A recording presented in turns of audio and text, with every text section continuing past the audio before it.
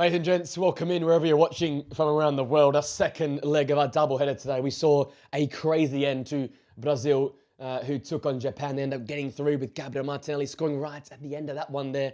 But this one, I label the first one as my game of the round, but this could be, and this probably is, the game of the round between the Netherlands and Morocco, the Africans' best side.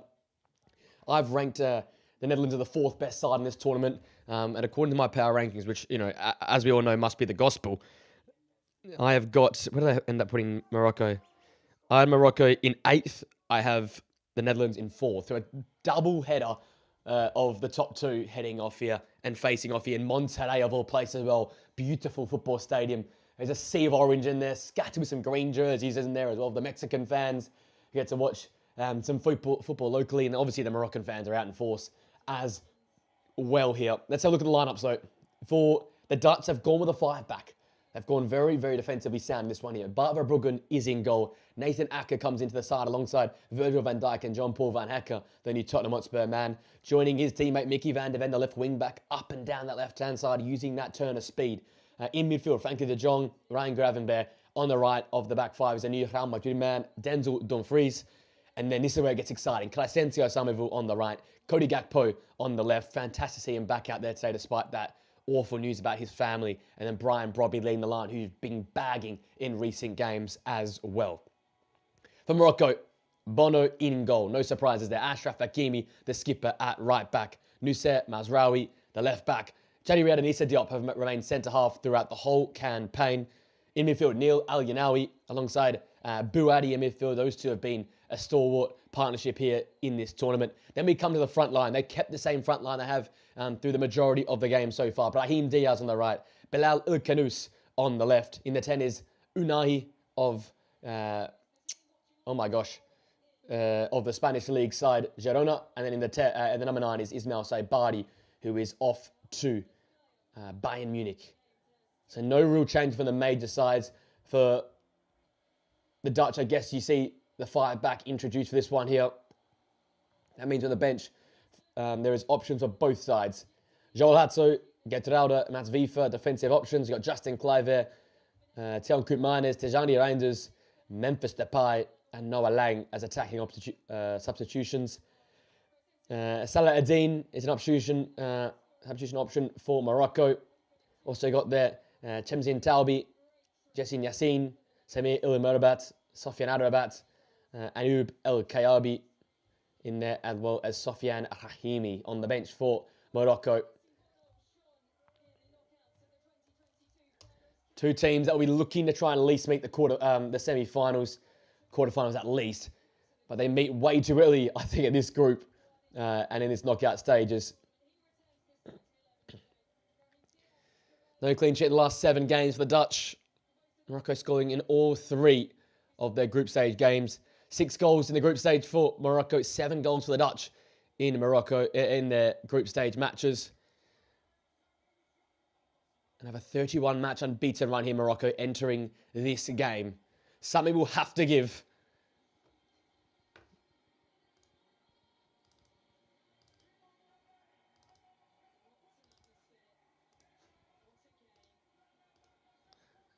We are ready to go here in Monterrey, Mexico. The countdown is on.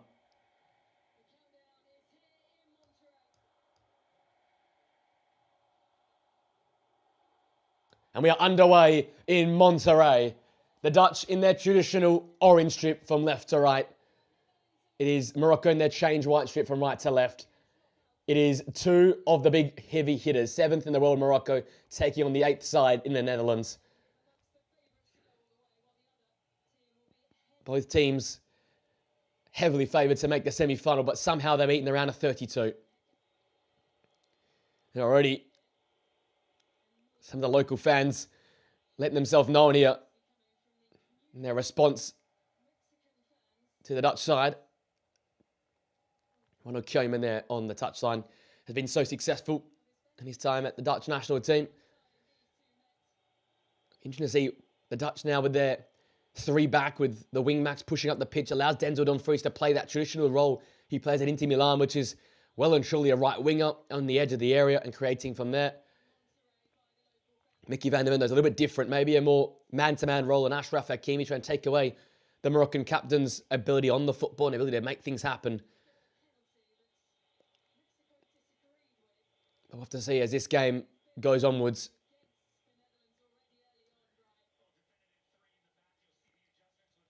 Ryan Gravenberg and Frankie de Jong, big job in there in midfield to possess the ball. Obviously losing Tajani Ryan, there's no Tion Koopmeiners in midfield as well, so it is literally going to be the two of them in there versus the three of Morocco. The Mexican fans, not a big fan of this Dutch side after an incident in the 2014 World Cup, in which Ian Robben won a penalty which they didn't agree with, so they are firmly in green, but supporting the red of Morocco in this one. You can hear the noise, it is deafening.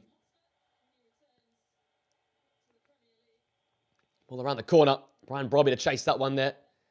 And a Premier League matchup with Chadi Riyad, he puts that behind for a Netherlands throw. Right near the corner flag. There is Mohamed Ouanbi. Man, he's taken over in this tournament. A young, fresh face. And is delivering so far for this Moroccan outfit. But it'll be him or Ronald Koeman. They'll be disappointed after this game here because someone has to go home. It feels wrong. But an early corner here for the Dutch. Brian Brobby, John Van Acker, Virgil van Dijk, Nathan Acker, all in there. Big, big bodies. Ayub Unai just keeping an eye on that. Nathan Acker.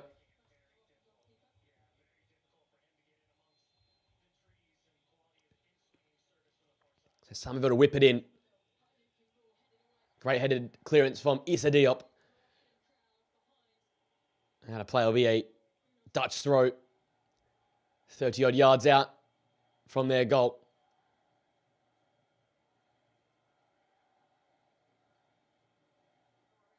Moroccan fans in fine voice early on here. The African giants, they have climbed the ladder and now remain as the biggest threat to the major European and South American sides like the Argentinas, the Brazils, the Dutch, the English and the Spanish as well. To come together between Frankie de Jong and Neil El-Yanawi. And they've cleaned up Mickey van der Ven in the process.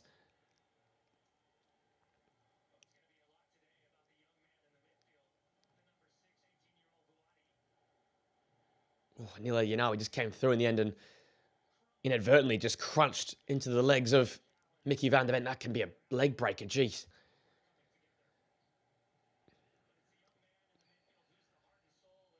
Here is Ayub Bouadi, linked to Paris Saint-Germain, linked to Arsenal, Manchester United, City as well. Everyone is in for him after his performances in this World Cup. And he'll still think his best performance came in that opening match versus Brazil, where him and Neil El-Yanawi ran rings around Casemiro and Bruno Guimaraes. That side is through to the round of 16. They're waiting for the winner of the Ivory Coast and Norway, which happens to be on tomorrow. Watched that game earlier today. Brazil just starting to kick into gear, it feels like. Achraf Hakimi, El-Yanawi. Now Nahi dropping a little bit deeper. And now in the pocket for Achraf Hakimi to run in behind. There's options in the box. Just overhits that ball and overhit from everyone there. Now to play. Chance missed there for Morocco down the right-hand side.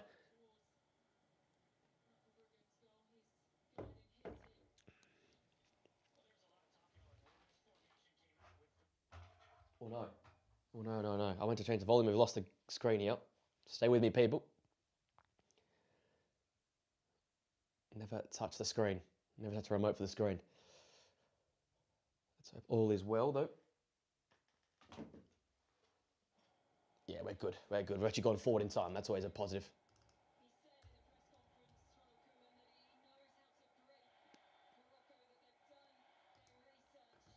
So here come Morocco to the right-hand side here with Brahim Diaz. Yet to really be dominating games of football yet. He's been a often early substitution for the Moroccan side. Do you think in a game like this against a back five, he has the ability to pick that Dutch lock? Long ball looking for Brian Brobby. This is where he's very good. Chadi Riyad all over him, and Issa Diop came to help his partner out. An all Premier League match up there. Chadi Riyad, Brobby, and Issa Diop. The Sunderland Crystal Palace and Fulham men all going toe-to-toe today. Brian Bobby will be isolated, there's no doubt about that, but runners alongside him. If he can win that first ball and hold it up, the second ball is going to be there for someone. Like this here. A chance for Gravenberch. Blocked away. Aka tries to send it into a dangerous area. Ball initially got away, but Somerville picked up the scraps. Unahi battling. Playing a much deeper role today. And releases Ismail Saibari, who goes up against Jean-Paul Van Hecke. And Van Hecke just bodies him to the ground. Welcome to the big leagues. Denzel Dumfries. Stays on his feet well here, and now he tried to push him. And a double challenge coming from Masraoui and Neil Al-Yanawi. And that time, that's a foul against Ryan Gravenberch. It's physical early.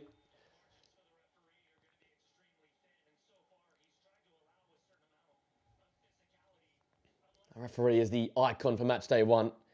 My favourite referee in the world right now is the Brazilian Wilton Pereira Sampaio. Love his work. Doesn't speak much English, as we remember for the first match. Got a shirt change here from Morocco in the touchline.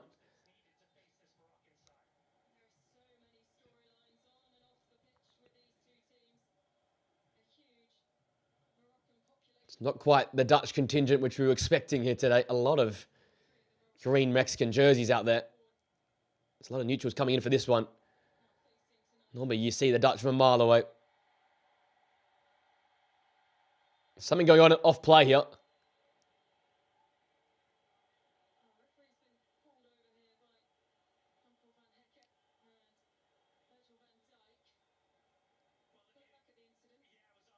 Ismail Saibari. Van Hecke and Saibari going toe-to-toe there. Van Hecke wasn't happy with the Saibari kick. That clocked him in the head. And the intensity is there early on. Brazilian referees having a chat with both Jean-Paul Van Hecke and Ismail Saibari. That may not be going toe-to-toe this season, but potentially, if Tottenham continue to improve in the transfer market in the future, Bayern Munich and Tottenham Hotspur match up there.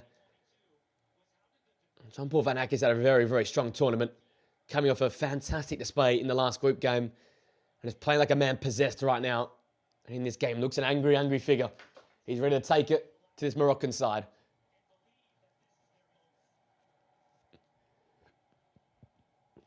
And then back underway. There's already a bit of chippiness, a bit of feeling about this one. Chadi Riyad of Crystal Palace.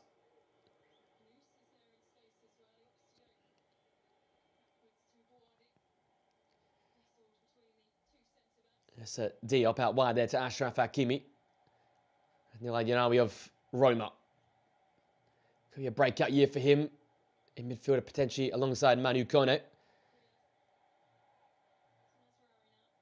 The noise inside of this football dome is magnificent. The Dutch not happy to go and press just yet. There's an example of it for Mickey van de Ven. They've got a lot of size, a lot of physicality in this side. Brobby up front, Gravenberch in midfield. You've got fullbacks in Denzel Dumfries and Mickey van de Ven, one of which is a centre-half, but Denzel Dumfries is an absolute tank of his own right. And you got Virgil van Dijk and Jean-Paul Van Hecke. Saibari's been played through. Dumfries has got a cross and shielded the ball from Saibari and wins a foul. Fantastic from the former Inter Milan and now Real Madrid fullback. Gianni Infantino makes it to the stadium to watch this incredible matchup between two of the highest ranked sides to face off in this round. 7th place Morocco run a semi-finalist, in the last tournament versus the Dutch, who pushed the winners Argentina all the way in the last tournament. Penalty shootout, lost there. It's a Depp getting in the face of the referee here after he saw the foul on Brian Brobby.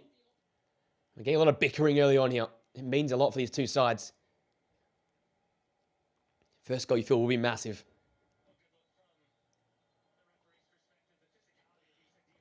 Reminder to get your black coffee in. Get that energy in, people, wherever you are around the world.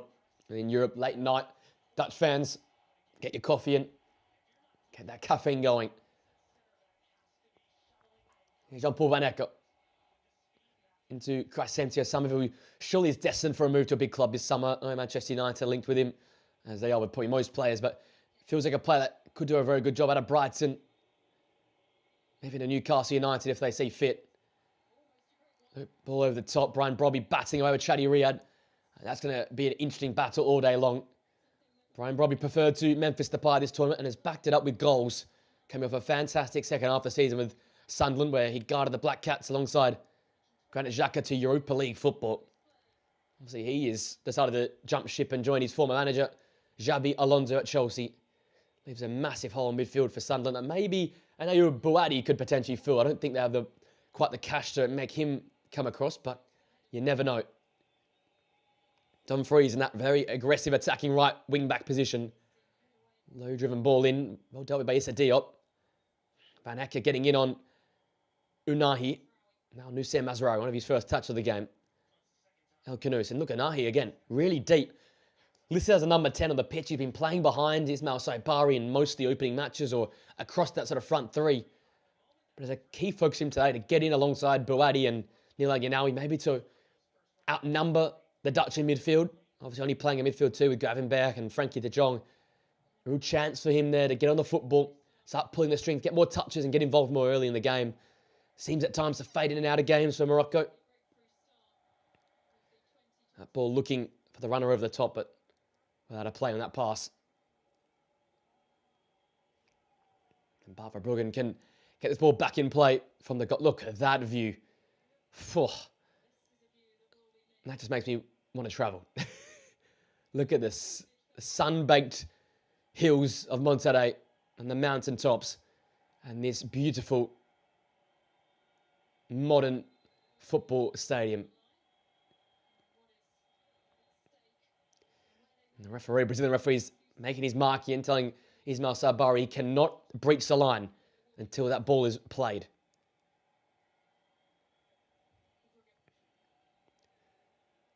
Baffa Bruggen, also a Brighton man that could be heading out of the football club as well in the summer. And Brian Brobby here in some trouble, or... Brazilian referee is making himself known here earlier. I think he's found Brobby for just tussling and tangling there with Chadi Riyad. Uabi, the manager, absolutely loved the call.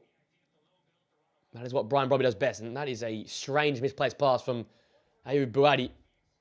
Rare mistake from the youngster.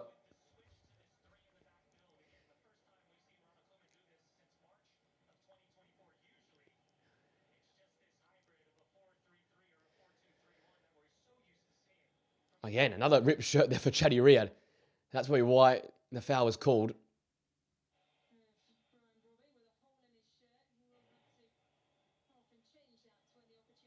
And Donald Freeze. These Puma shirts like to rip a lot. I've seen a lot of teams represented by Puma have had a lot of holes ripped in their kits so far in this tournament.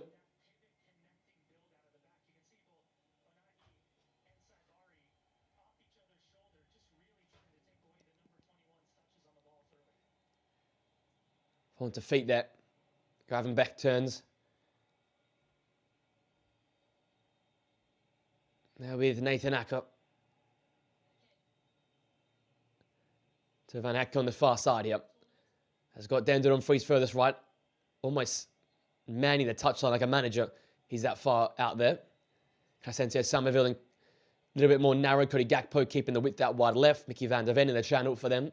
So he's very much of a hybrid formation here for the Dutch. They've got the structure of the five back, but then when they go forward, it's sort of all over the place. Wingers out wide, fullbacks out wide. Fullbacks coming narrow, wingers playing narrow. It's a really hybrid-based structure, and a structure, I guess, that you play where you're best suited. So Frankie de Jong sits a little bit deeper, and Gravenberch a little bit more further forward. I do think that's a big gettable opportunity, though, for the Moroccan side. This midfield is going to look very hollow. It's not often you play in two in midfield these days. Saying that when you got Ryan Gravenberch playing balls like that, you're always a chance. Crescencio Somerville, Brobby! Oh! And what a defensive challenge in the end. The flag does go up, though, but Issa Diop didn't know about that. And made a great last-ditch challenge to deny Brian Brobby an empty net. It looks like it was Somerville off. He went a little bit early. But Gravenberch, that's what he's got in his locker. That's what won Liverpool the Premier League a season ago.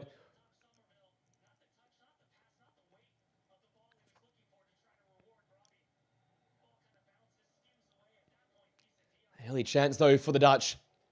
And showing, I guess, to shut me up, the midfield quality of Gravenberch and Frankie de Jong together. They've got the talent there to beat any side. A third kit now for Chatty Riyad. After he's tussled with Brian Brobby a few too many times.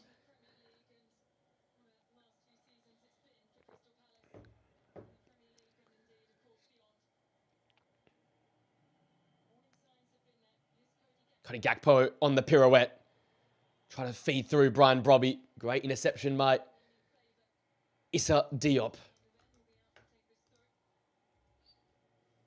Going to adjust here on the scoreboard. Time's a bit higgledy-biggity with the stream that we've got here. So hopefully this realigns for us. Here's John Van Hacker. Nathan Acker. This is where I'm interested in how they can pick through. Got great ball plays in the likes of De Jong and obviously at the back, Virgil van Dijk, Nathan Acker as well. But you got a lot of players like to spin off. Crescencio, Somerville, Brobby, Gakpo. Brobby is in the wars right now. I can't wait to see when Sunderland play Crystal Palace next season because these two are going at it right now for their countries.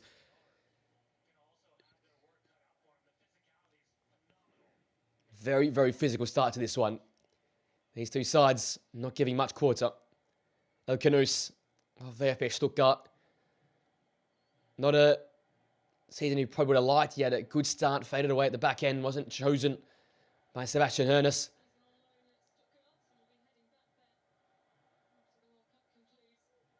Establish himself in that VfB Stuttgart side. They're playing Champions League football next campaign, so more chance for Bilal El Kanous to appear.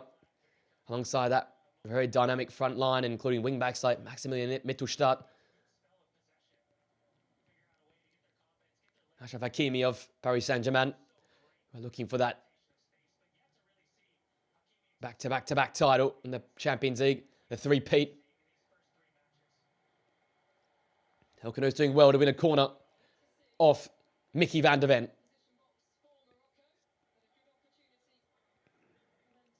Referee still having a chat there with Chatty Riyad and Brian Brobby, keeping them in check.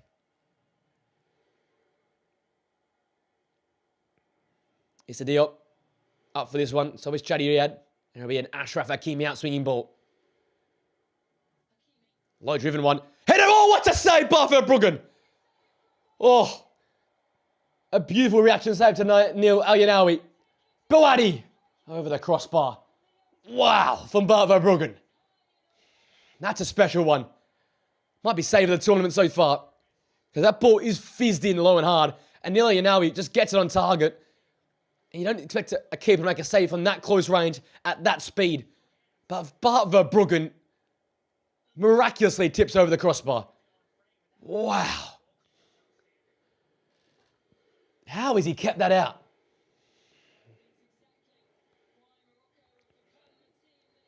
Here's Bilal El Kanous. Can Morocco compound misery here on the Dutch? Great challenge to Maka. Brahim keeps his feet. Fed out. What a hit! Oh! And a massive save from Bart Verbruggen tonight. Achraf Hakimi. And the Moroccan fans are going mental here in Monterrey.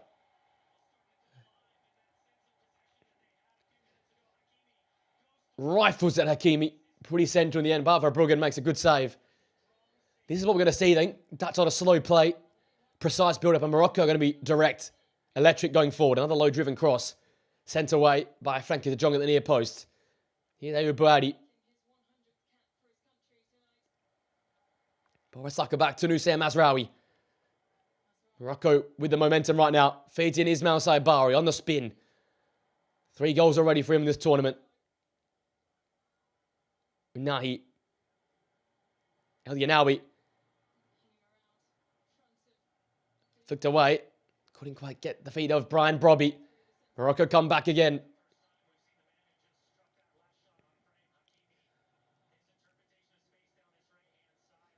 Here is Bilal Kounos. He's furthest right, and Hakimi sort of in that channel. Sense of offside there, but no flag goes up. And linesman just pointing out to the far side that he was kept onside by Dendel and Fries. El Kounos. Another ball whipped into the area over the head of Ismail Saibari, and a bit of reprieve here for the Dutch. They were just under the cosh there for a moment.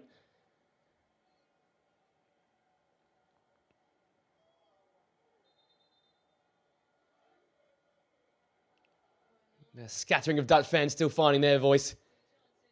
And with the boos, that means we must have our quarter-time interval. Rifling shot from Hakimi. A beautiful near post save to deny El Yanawi as well, Leon. Brugge has been the more active of the two keepers, but it remains 0-0 after 22 minutes. A very, very vibrant start to this game here.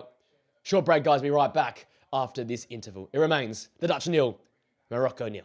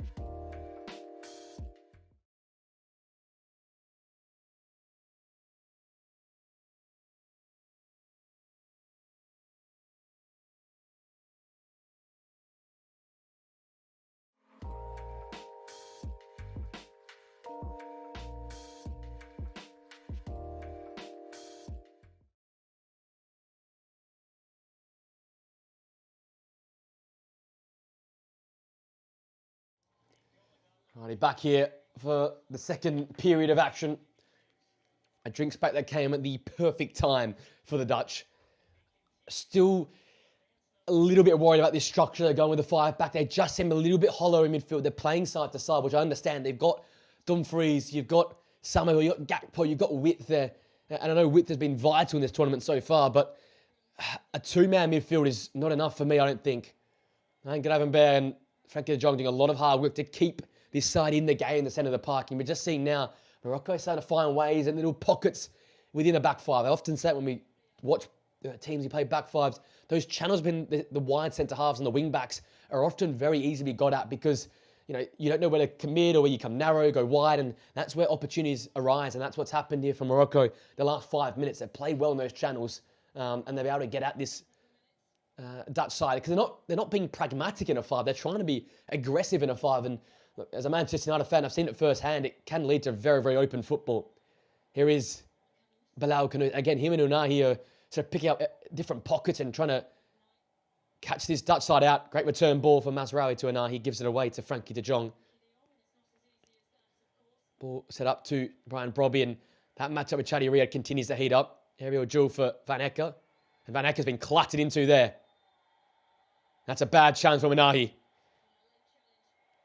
And that's got to be a card, you surely think so.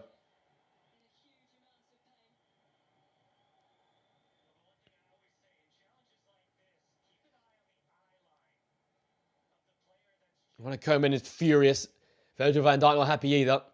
Van Hecke has been in the thick of everything. We'll have a look here. Unahi. Yeah, he just clutters into it. That's got to be a yellow card. And then I think he even deliberately lands on him here. And an elbow.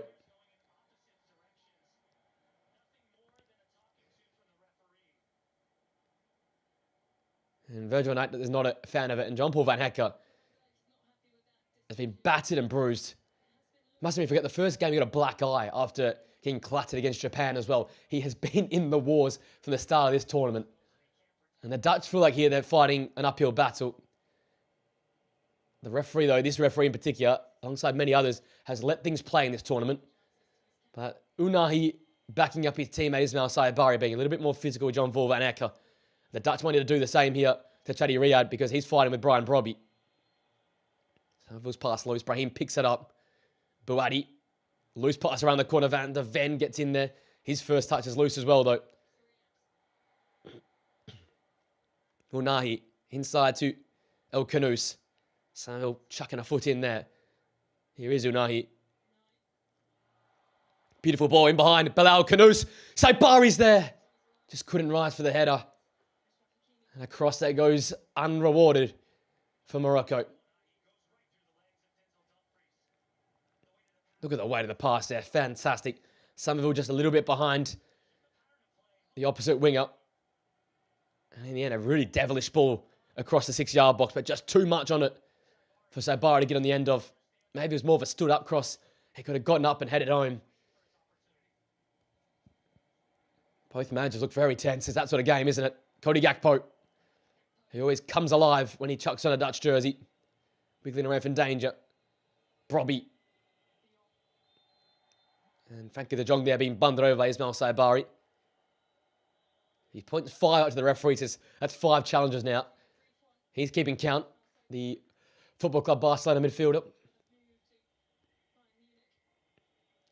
Good feel about this one early. Great feel, actually. Both teams locking horns here. Gakpo don't look in that channel there for Mickey van der Ven. That's where they might fall short here, the Dutch. By playing Van der Ven as a wing back, he has to get up and provide width out wide. And he's a great dribbler of the football. He's not a great crosser of the ball, though. Neutral Mexican fans continuing to boo the Dutch side.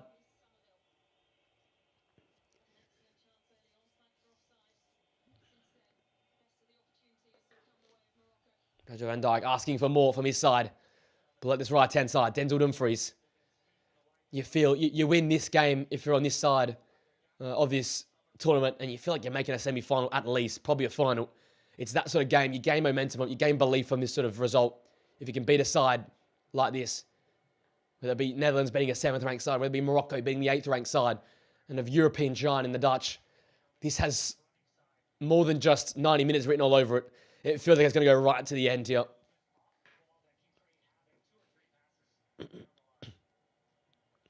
Loose area ball, Van Hecke heads towards Denzel Dumfries. The Real Madrid man launches up the pitch. Hussein Mazraoui keeps that ball into play and finds Bilal El Canoes.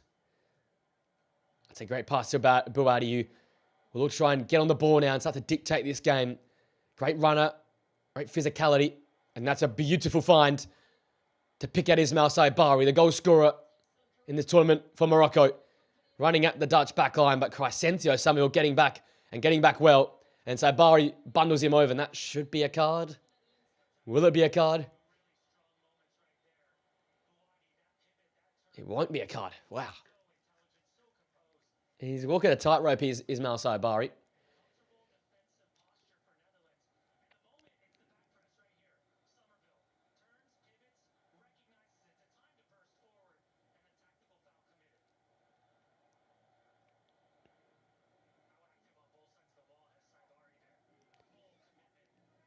Really, really energetic start to this one.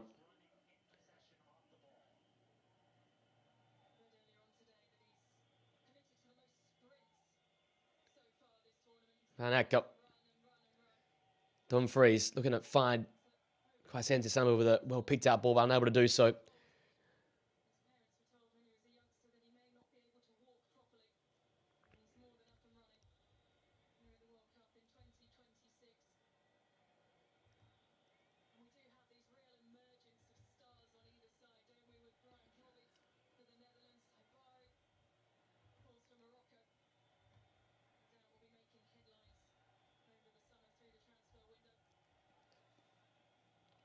Frankie de Jong now.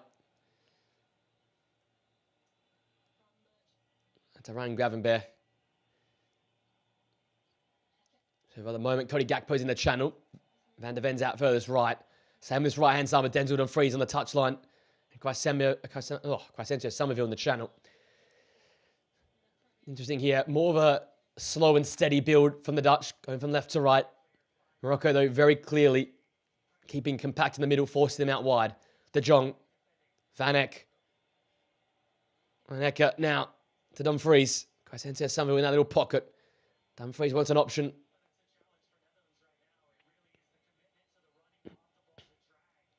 Great ball, Van Hecker. Fine Dumfries. Offside flag eventually does go up, though. So we'll get a dead ball around the 20-yard mark out from that Dutch goal.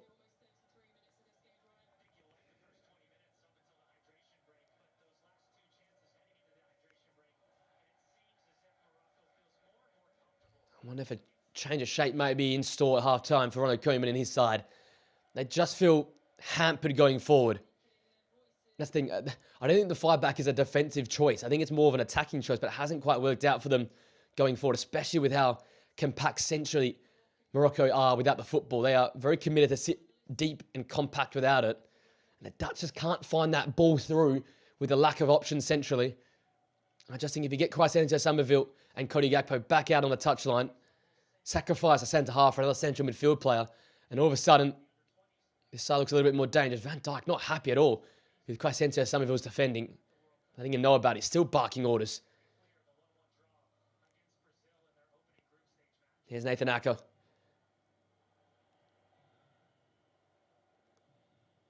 Gakpo. Liverpool man coming off a hit-and-miss type season. The Liverpool fans not happy with his performance this campaign, but always dangerous for the Dutch. Here's a chance. Dumfries into Somerville. Can't get his feet sorted. And it's clipped away towards Unahi. That ball looking for Mazraoui. Beat Frankie de Jong to it, but Van Dijk on the loose ball. And a great ball to find Denzel Dumfries, who sets it to the edge. Gakpo was there, but Achraf Hakimi was on the move and nipped it off his toe. Achraf Hakimi doing his very best defensive work there.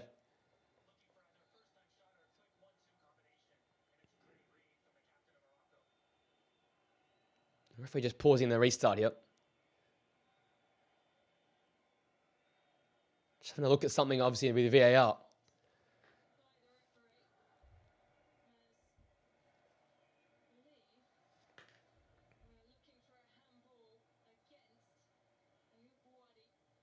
Handball call here. Let's have a look. No. Does it hit him? Oh, gee. I'm about to say, if you're calling that, you can't even tell if it hits it or not. That'd be a very hard call. I'd love if that smacked his arm, what would happen? Because his arm's down, but it's not by his side. And it's a natural position for it to be in, but it's not the Premier League where natural position and distance makes an impact. And it is quite simply in this World Cup, if it hits your arm and it's not down by your side, it's a handball.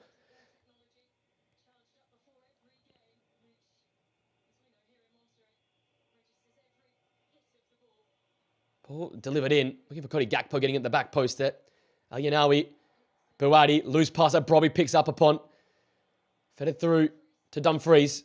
Has his fullback partner in Mazraoui facing him up. And that's now behind for the second Dutch corner of the game. Just starting to work their way into this one. Those in orange.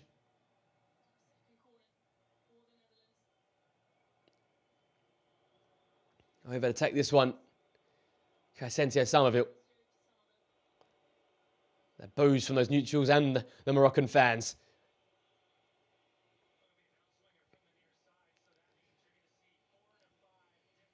Right-footed out-swinging delivery to come here from Crescencio Somerville. The big fella Van Dijk always the target. When is he not the target? Somerville, lofted ball, back post header. Takes a nick. Deadon Freeze's header coming off Nusayr Mazraoui. Behind for a secondary corner kick for Somerville. Bono rolls the ball out to the former West Ham. Well, the still current West Ham winger, but I doubt he'll be there for much longer. So we go again. Van Dijk, Van der Ven. Down there as the major options. Right footed that swinging delivery to come from Crescencio Somerville. A bit more whip on that. Van Dijk was stooped for it rather than go after it.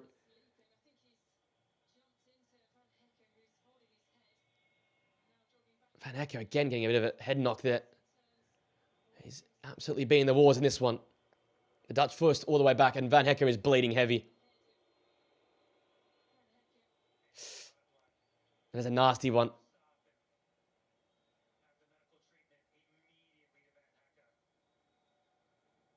Gee, that is an ugly one.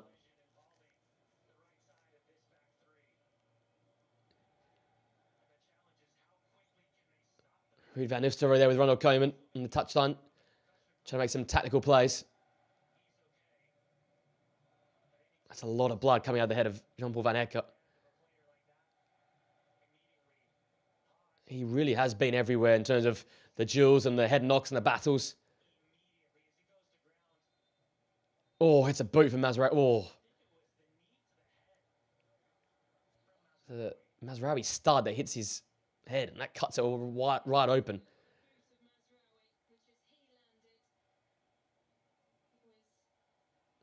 Both benches very active. You're not supposed to go to the bench and have conversations, but that hasn't stopped anyone in this tournament from going and doing so to any major intervention.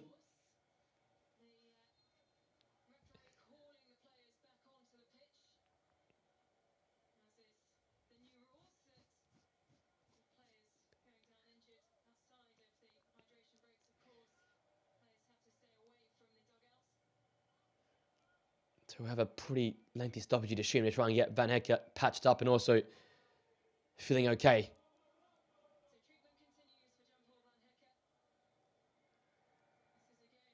Great chance to reflect back on the chances, though. Two important saves by Verbruggen. The near post flicked on header for Nila Yanawi. Also a great reaction save there. And then Ashraf Hakimi's snapshot from the right-hand side. Well saved. Tippy over the near post by Bart Verbruggen. Crescencio Somerville had a chance where he was in behind, but deemed offside in the lead-up for that one there. We've had clashes between Van Hecke and Saibari, Unahi and Van Hecke, and coming together twice now, which in Chadi Riyad and Brian Brobby as well. There's been a lot of tense emotions out there.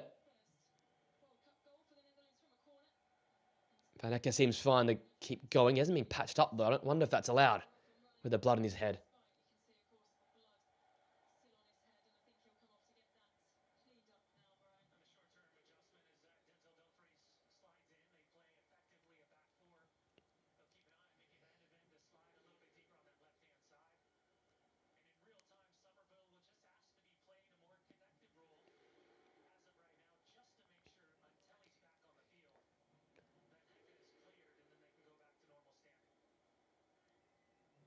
So for the time being, the Dutch down to 10.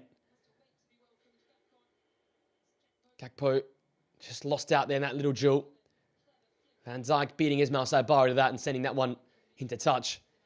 Still knotted at 0-0 as we edge towards half-time here.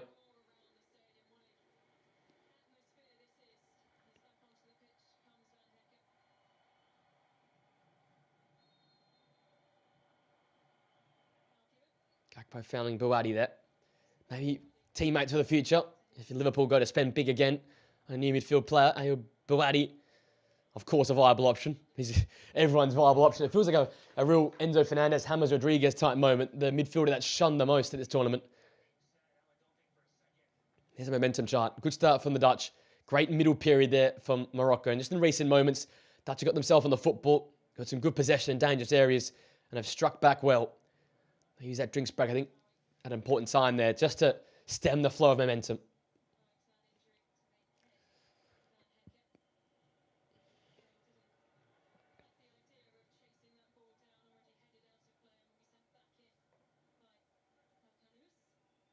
There is Van Ecke somehow stopped the blood without a bandage. Fair play to those Dutch medical staff. Hussein Mazraoui. Chadi Riyad now.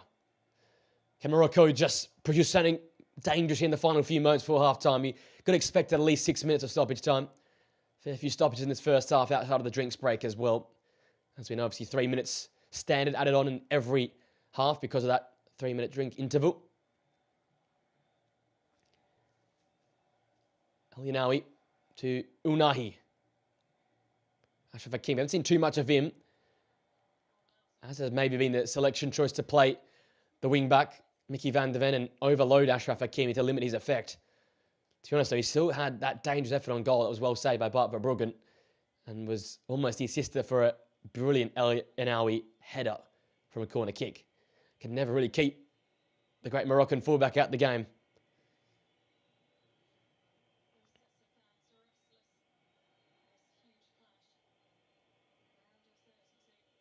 Ball in the channel there. Great ball to find Crescencio Somerville, who just can't take it down first time. Chadi Riyad, Mazraoui away. On the edge of the area, Frankie de Jong comes flying in. It's fallen the way of Denzel Dumfries. And his cross blocked away by Hussein Mazraoui. Acrobatic efforts here from this Dutch side. Tight battles in tight areas. Bewadi getting a foot in on Crescencio Somerville. He keeps it though. Out to Mickey van der Ven. Oh, wow. Whew.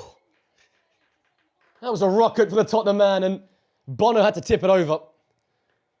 Hasn't been calling too much action this tournament at all, Bono. But that one was rising, and it was rifled towards goal. Gee, it might have been going over, but Bono didn't know much about that, and he had to get a tip on it. Important save as the Dutch come forward here. Pressure building on this Moroccan back line. A Cody Gakpo corner kick inbound.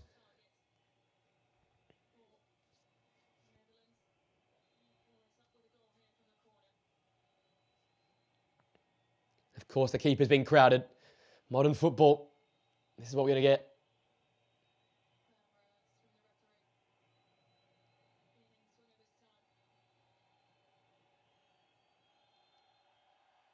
Chadi Riyad's gone to ground.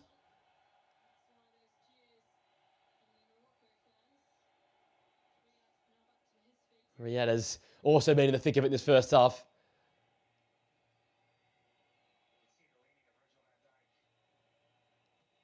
So on top of the keeper, Bono. Probably trying to get a touch.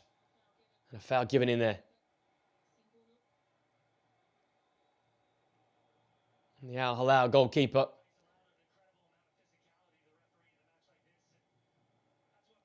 Foul. I don't know where the foul is, though. He's pushing Robbie. Probably not happy, and fair enough. So there's obviously different levels of refereeing with him in the Premier League. People know him as that physical player. They allow him to play a little bit more physical. But on the world stage, some referees not as lenient. Not as understanding of the Brian Brobby play style. Van Dijk, a strong header away. Puts pressure here on Issa Diop. 6 minutes added on, so the Oracle, I've called it. 6 minutes be added on here. Van Ecke.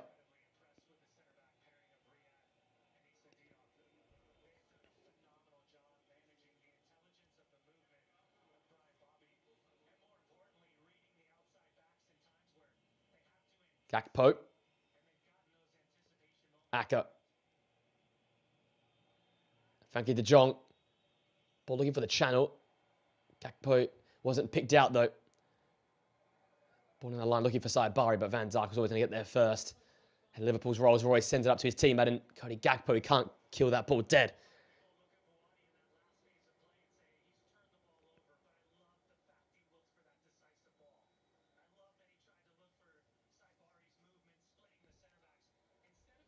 Here is Chadi Riyad. And the ball playing from the defenders that are being probably most dangerous. Nil El Yanawi and Bewadi haven't quite had the impact on the game just yet. They are going up against a veteran combination of Frankie de Jong and Ryan Gravenberch at the peak of their games, those two. Whereas Neil Aginawi and Bouadi, both, well, one in the teenager, one in their early 20s, trying to make their way into the international stage. So it's quite the learning curve for them today against probably one of the best midfield combinations in the world. Probably the most informed midfield combination at this tournament because Rodri and Pedri have been off the pace. And Jean Neves and Vitinha just haven't looked the same players as they do for Paris Saint-Germain. So you'd probably say this Dutch midfield is the best going around right now. Al-Yanawi, but this midfield for Morocco is not far off it. Here is Ayoub Bouadi. We tick 2 minutes in to the added 6. Gakpo gets the foot in and then turns on it. Beautiful. I think gave it away to Anahi. And Ismail Saibari's through, but couldn't take the ball in his stride. Huge opportunity for Morocco. It's going to be that sort of chance, isn't it? A mistake, a moment of madness. Initially, well done from Gakpo, but showed too much of it to Anahi. Got a toe in. And just with the ball slipped in from El Kanous to Saibari, he couldn't take it with him.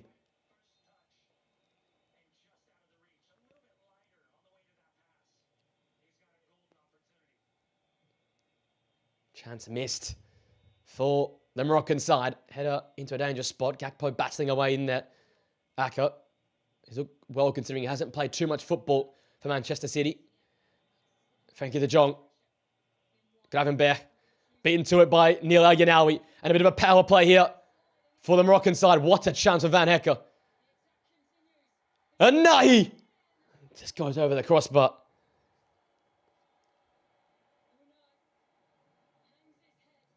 Now he felt every inch of that challenge from Van Hecker. He went flying in because it was 3-on-3 there.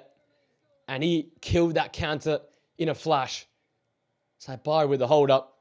Unahi. And look who was there again. Jean-Paul Van Hecker in the way. He has been monumental for the Dutch in this first half. He's been bloodied. He's been bruised. But he's making the difference for this side. And if it wasn't for him and Bart Verbruggen, this could be a very different game. Final few moments here in first half stoppages. 6 minutes added on. Well and truly into the fourth. Brian Brobby nods a header on. El Kanous picks it up. Saibari now back to goal. Plays in his attacking partner in Unahi.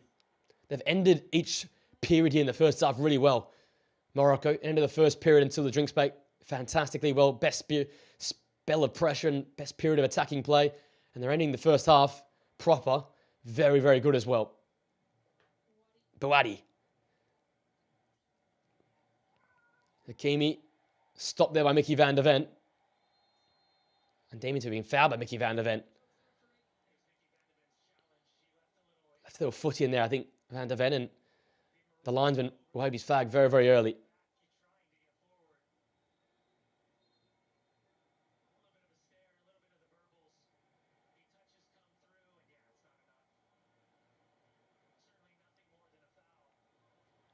Kemi wanting a yellow card. I don't know about that.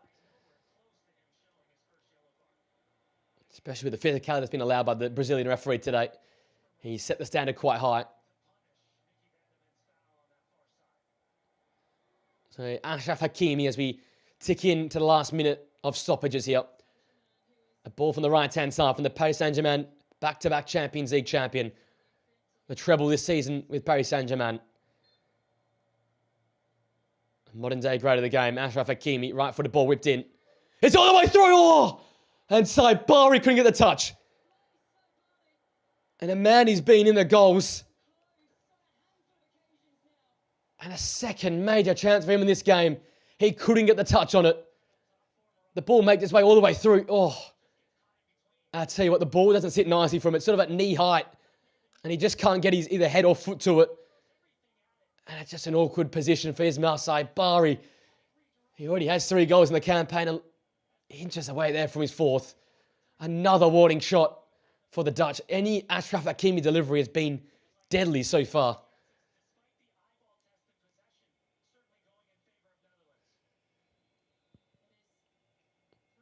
Somerville, Brobby, the final chance for the Dutch here. Denzel on freeze. Pulled across the box, deflected. And Bono catches. And that will do us. Whew. That is a breathless first 45 minutes. Get your popcorn for the second period. Apart from Bruggen, two massive saves. Ismail Saibari couldn't redirect two efforts from crosses on target. A couple half chances for the Dutch from corner kicks and a few from open play, but it's the Dutch has more of the football, whereas Morocco, I think, more dangerous going forward. The 7th ranked side, Morocco, 0. The 8th ranked side, the Dutch, 0. Nothing to separate these two sides as we go into half-time. Do not leave this one. Short period for a break.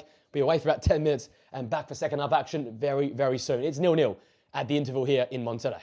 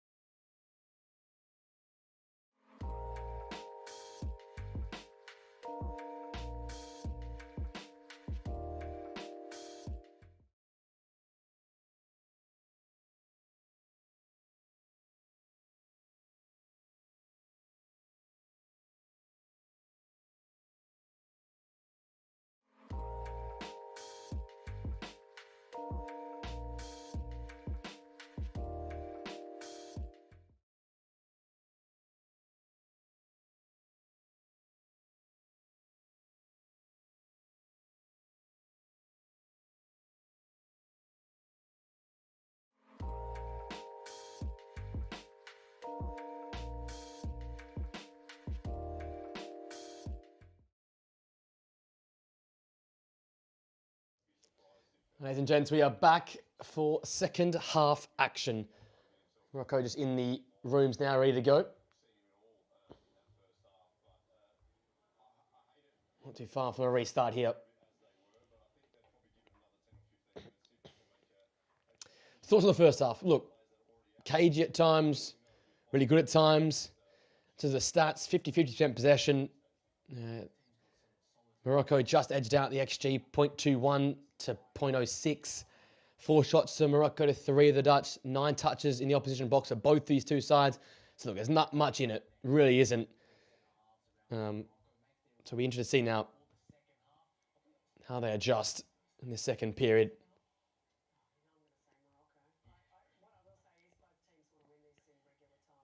Just the final third entries as well. 30 to the Dutch, 26. It's really, really, really level throughout the... Look at that, man. This stadium is beautiful. The sun... Oh, man. How this is the last game we're going to have this ground is ridiculous. Jules being won more by Morocco, 58% to 42. But yeah, not much in between these two sides right now. Very much even.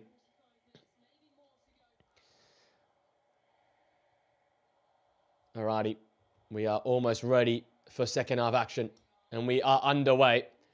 And Morocco utilising Achraf Hakimi's side, Paris Saint-Germain, in their technique to keep the ball out of play from the throw-in. Then Dumfries was ready for that, and he got the ball back into play straight away. So 0-0 after the first half. Not for both sides not trying. They peppered away at stages and looked good going forward. But a sense of a fear of losing this game. Obviously, knockout football. You're going to play on the edge sometimes, and no one really got to that edge in the first 45. No alteration at the half for either side, but I think for the Dutch, they'll be the first to make a move.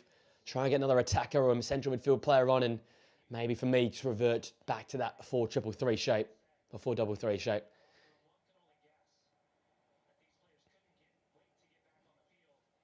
For Jean-Paul Van Acker, who was battered and bruised in the first 45, playing alongside Virgil van Dijk and Nathan Acker. Van der Ven, Dumfries, the wing-backs. Gravenberch alongside Frankie de Jong in midfield. And then you got Cody Gakpo on the left, Bobby up top, and Crescencio Somerville, the ever-dangerous, on the right. For Morocco, Bono remains in goal. Here's Shai Riyad and Issa Diop at the heart of the fence, battling away with Brian Brobby. Ashraf Hakimi, of course, is the right back, the skipper. The left back is Nusayr Mazraoui. Bouadi in midfield alongside El Yanawi. Inside Bari leads the line. Ibrahim Unahi complimenting him. First yellow card there. Issa Diop with a late and high one on the back of the calf of Brian Brobby. That's a fair call from the referee. Maybe might be firing a few yellow cards around there in the second half just to calm things down. It got a little bit too physical maybe at times in the first 45. I respect, though, that the referees in this tournament have allowed the game to be played physical. Not trying to stop the game at every opportunity. We see it a lot. Champions League, Premier League, even at times in La Liga where game becomes stop-start because of a lot of players going to ground, playing for fouls. So the Brazilian referees letting things go here. So then a Somerville set piece. The big fellas all wandering up. 3 centre-halves, obviously, for the Dutch, alongside the big Brian Brobby up top. Big options up there. Somerville, a floater towards the edge of the area. Van Acker wins first contact. Van der Ven, the second ball. That flicked header, no dramas for Bonu in goal. Still knotted at 0-0. Still trying to find that first breakthrough moment. We saw the Japanese-Brazil game earlier today when we watched it. Second half, Brazil came out all guns firing after Japan took the lead in the first half. And a very similar first half to what we saw here. It was just a clinical moment and a moment of brilliance from Sano. And a mistake from the fullback in that game for Brazil to make the difference there. It might be something similar here. Unahi gets it back from Ashraf Hakimi. He can wander forward. Plays in Brahim. He steps over it. Bouadi never really looked likely. Not much of a goal scorer in his time in France, in Ligue 1. But again, Unahi just picking up different spots. And this time he was out wide, and Hakimi laying the ball back to Bouadi. I feel like he should really go with the laces there and just trying to lash it at goal. Great competition in the air there by Nusayr Mazraoui. Ball comes away from Morocco, now with Bouadi. It's been a very tense match up here in Monterrey so far.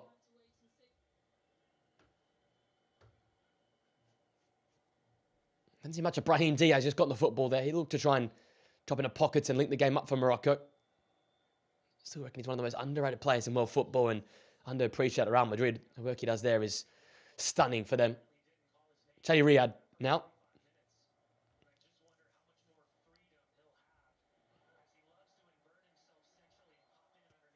Looks like Unahi's gone out wide and Brahim was going to play just behind Ismail, or next to Ismail Saibari from the looks of it here.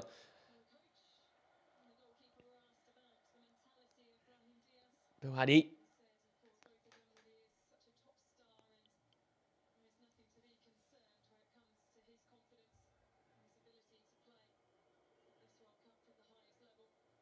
Yanawi.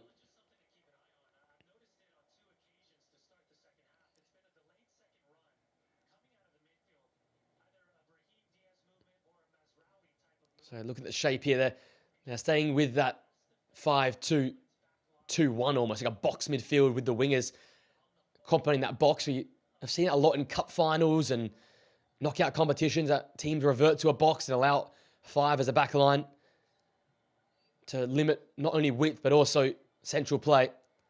Space for Unahi again. He keeps drifting in different pockets and feeds one into Brahim. Took the ball down dead, but just couldn't get the ball out of his feet and crowded out by the orange of the Dutch. Thank you that John gets it away. Little El Clasico matchup between those two there. Achraf Hakimi, Unahi. The run covered off by Mickey van der Ven. Playing out of position, but obviously with the speed he's got, the physicality he's got, it's a very good matchup for Achraf Hakimi. Unahi, he's being on the ball here, making things tick for Morocco in the second half. Good start for him. Shadi Riyad. Good spell of possession here for Morocco. Ismail Sabari's drifted to the left-hand side here. That versatility on display from the PSV and soon-to-be Bayern Munich man. I do like what Morocco have done with it, though. This is a rare chance they've gone slowly, but they've looked the team with more intent when on the ball. Looked to be a little bit more precise with it. And more importantly, a little bit more direct to go forward. There's a real intent here to feed balls through the lines. Yes, they've given it away at times, but they've looked more dangerous. And their transition's been much better than the Dutch, who again gave it away there. Unahi on the football. Here come Morocco. Slipped in behind. A chance for Achraf Hakimi, who's hit the crossbar. Wow. Hakimi hammered it. And it came firing back off the crossbar. He might be on there. I think Virgil Knight's leaning enough. Smacks it off the crossbar. And that thing is still reverberating. Wow. Just trying to lash it past Bart Verbruggen. That couldn't react in time. But luckily the crossbar was to his rescue. And again, a bit more direct. A bit more aggressive with the passing, Morocco. And they're getting in behind of his Dutch backline. 6 attempts to 4 now. 2 on target for the Moroccan side. Only 1 for the Dutch. How do they respond, though? That is the question. They're a team that have sort of gone through unscathed in the group. Obviously, a nervy one versus the Japanese side. They ended up getting the draw there. Who are a side that I consider to be quite dangerous in their own right. But Morocco are a different level because they have that threat going forward that the Japan side just don't quite have as of yet.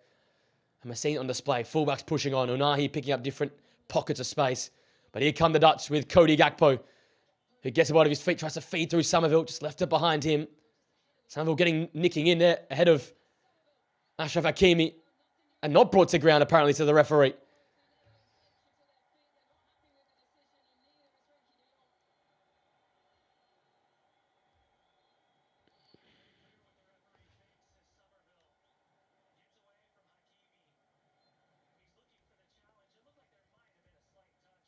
Little nick there, maybe from the back of Somerville. Yeah, there's something there.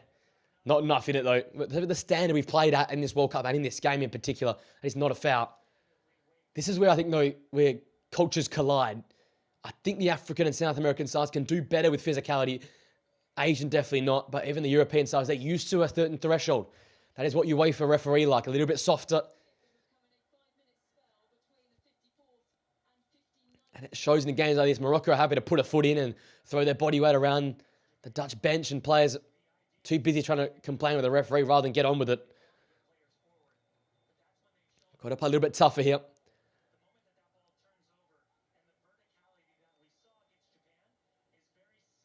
Hakimi. Unai. Coming together everywhere, it feels like right now. Must I reiterate, Morocco coming into this one of a 31-game unbeaten streak. Champions of Africa as well, mustn't we say as well. Whether you agree with it or not, they are the champions. Ball fizzed into Brian Brobby. Great work for him to hold the ball up. Somerville coming away with it. Shot a little bit too much El Anawi, but got the touch to find Cody Gakpo. And this is where Cody Gakpo can be dangerous. In transition, chopping inside. Gakpo looks to set one up there. Brian Brobby, though, could never get on the end of that. Gakpo wanting a corner kick. I think he's asking for a lot there. Not going to get it. But this is where Gakpo does his best work. Remember the Euros 2 years ago. Any transitional play, when he can chop inside from the left-hand side, whip a ball in or get a shot off, that is where Gakpo was deadly. That's why they made the semi-finals of the Euros.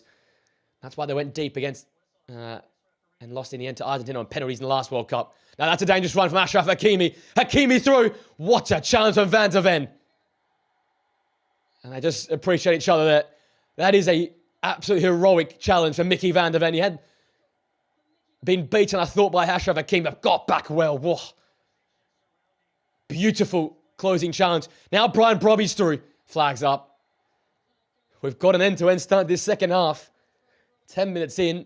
Both teams getting in transition. And that is why they have chosen Mickey van der Ven to play so far in the World Cup. Closing speed, the best in world football. If not second best to Nuno Mendes from Portugal and Paris Saint-Germain. And Ashraf Hakimi will know too well about that. His teammate is one of the best of those to close space and to make that challenge. Boy, have we got a game on here. First goal is going to be huge. You feel if it goes away with Morocco, they might just win it. If it goes away with Netherlands, we could have a crazy finish to this one. Because Morocco have had the better of things as we approach the hour mark here. Good feel to this. Really good feel to this game. If you haven't had it circled, then what have you been doing if you're a football fan? As the Moroccan fans get their clap going here. Oh, great turn from Brahim. It's away from Frankie de Jong. Ake gets a foot in, though. Possession changing hands. Back the way of Morocco now. El Khanous.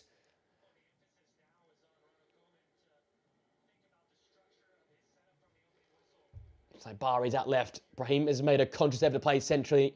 And they're trying to get him on the football here. El Khanous out wide left.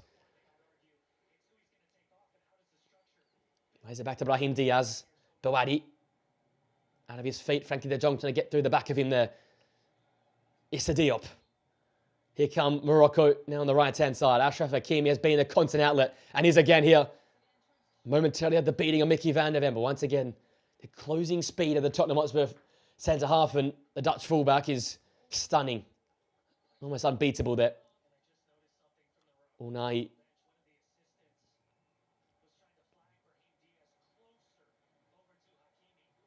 Now Khanous on the left-hand side. Great taken. Has Dumfries ahead of him. Great ball whipped in. Oh, Hakimi was in there, but Ake got it away. Seconds to be won here. Frankie de Jong wins it. Can't get clear, though. Not on the same wavelength as Denzel Dumfries. Long-range effort. Lacked a lot of power from Belal El Khanous. And all down well there is Bart Verbruggen. He's had to make a few saves in this game.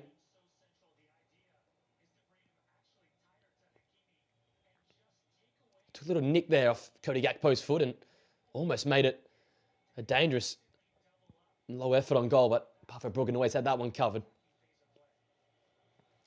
The Dutch are happy with the slow play.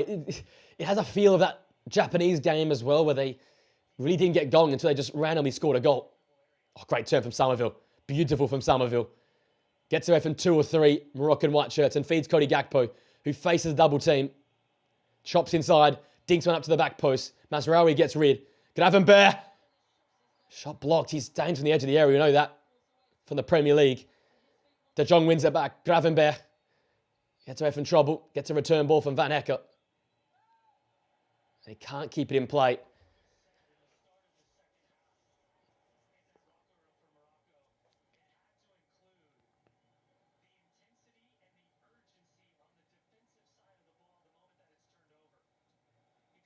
Van Nistelrooy and Ronald Koeman have thoughts because Morocco look a little bit sharper, a little bit quicker right now. And there's a bit of frustration with the likes of Jean-Paul Van Hecker, Virgil van Dijk. Not liking how this game is currently going. Nanaji Ouabi constantly having a conversation with the fourth official.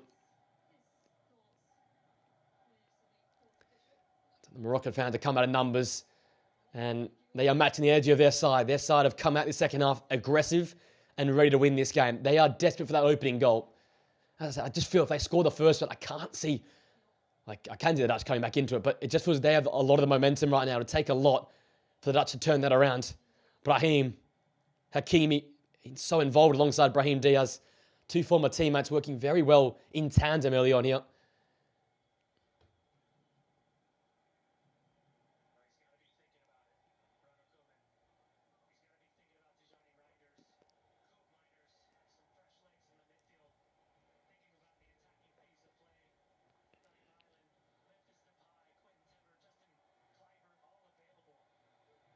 Hakimi, bit of a slow player for Morocco, who have being like pit bulls from the start of this second half. Really aggressive in on the challenges.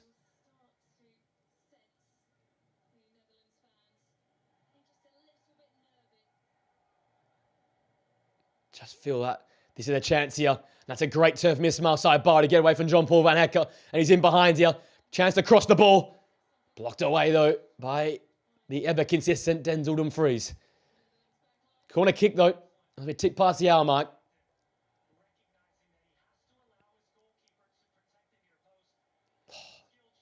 Sensational turn from his mouse up run. A little flick over the top of John Paul Van Hecker. Those two have been going at it all day long. Actually, it was Virgil van Dijk got in the way there. Wasn't happy, so he kicks the microphone in anger. He has expectations, he has standards, and he's trying to live up to them right now. Ball whipped in, another low-driven wide ball. Nearly snuck in again at the near post. Another corner kick. It's these Achraf Hakimi, almost grass cutters, low-driven balls that are just causing this Dutch backline problems. They're a big side. They're by far not a small side. And maybe by going the low route, they think they can find a way through here, the Moroccan outfit. Hakimi again. Clearly outsized in there, so they go low fizzer again. And the near post man, Denzel Dumfries, just has to get it away. You can't play around there. I like this approach here from Achraf Hakimi. Counteracting the size of the Dutch. Sends Bilal Kanous away. So Hakimi's going to send this one back in. No short corner here. So Bari Diop in there. Another low fizzer. And again, De Jong away. They can't do much with this here, the Dutch, so they have to get it out of play. Any threat to leave it, it's going to be a scramble at the near post, and that's not what they want. They probably would prefer this corner to go short here for Morocco. But again, waved it away. It's an interesting approach, but I like it from Morocco. Now it's a floater, and that's over here after all of that. The fourth attempt from Achraf Hakimi, not good enough.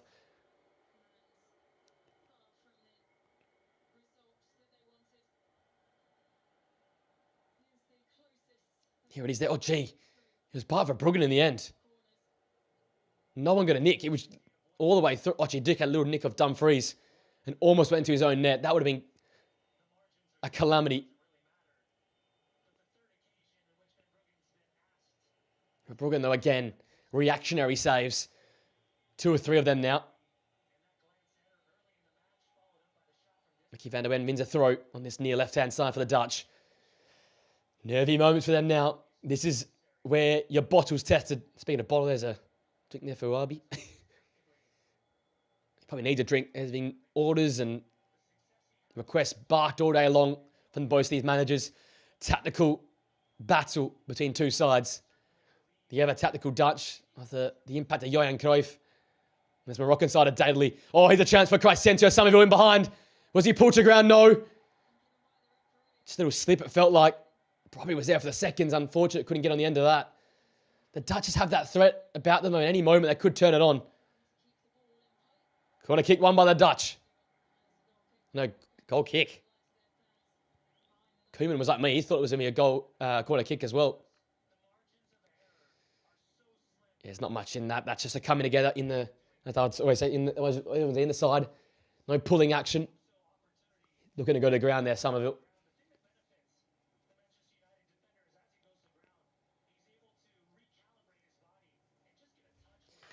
That's the threat the Dutch can pose, though. Little transitional moment. Crescencio, Somerville, and Brian Brobby are so dangerous in those positions. He's been a real bright spark for them this tournament. It reminds me a bit of what Xavi Simons was doing for the Dutch in the Euros alongside Cody Gakpo. Massive loss for the Dutch side in the build-up to lose Xavi Simons, that knee injury. Young talent looking to really establish himself at a global tournament rather than the European Championship. Foul from Neil Inaui on Ryan Gravenberch in there. Great battle in midfield.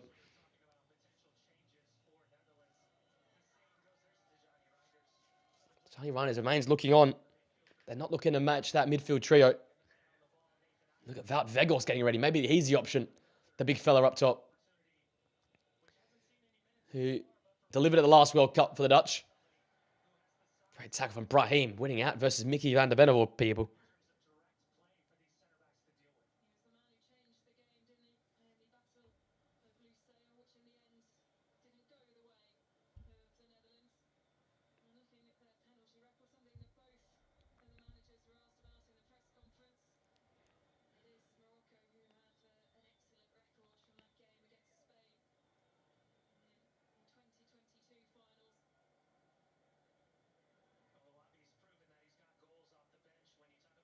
Here's Bouadi.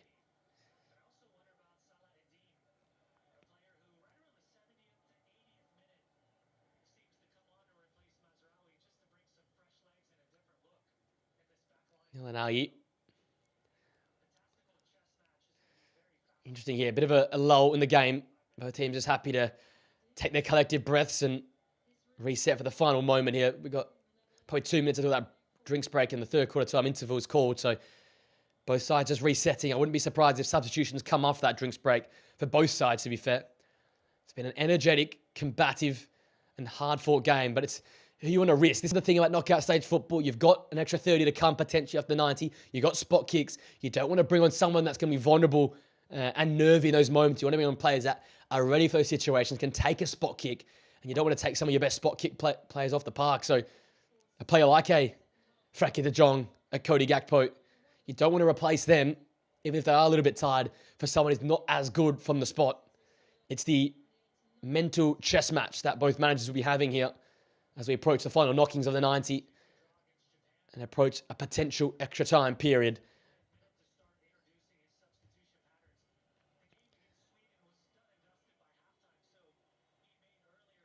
Somerville gives that ball away. And that then means it's time for the three-quarter time break. Still 0-0. Once again, though, Verbruggen, the busy of the two keepers. The Dutch have had the odd chance here or there, but they haven't really made their mark in this one. Morocco controlling the tempo, controlling the intensity and speed of this game. The Dutch are holding on for the time being, but a drinks break, once again, that's come at a vital time for them. We'll go for a short minute and a half break. We'll be back for the final 20 minutes of the 90 with a potential for extra half an hour football to be played. It's 0-0 here between Morocco and the Dutch.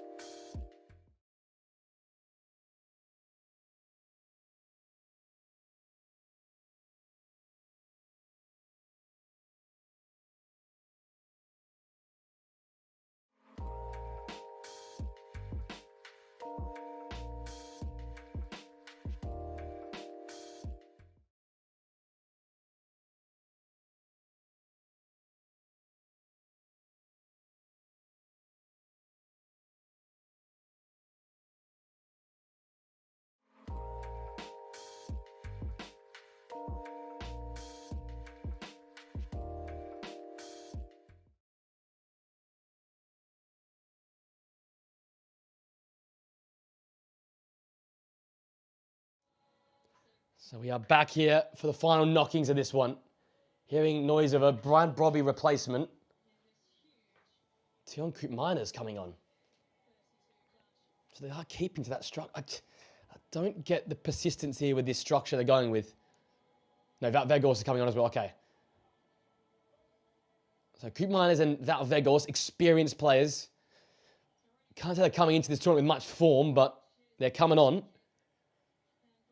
So Brian Brobby and Nathan Acker making way. So they're going to go to a 3 in midfield. They're going to go with a 4 at the back. And they're going to go with a big centre forward.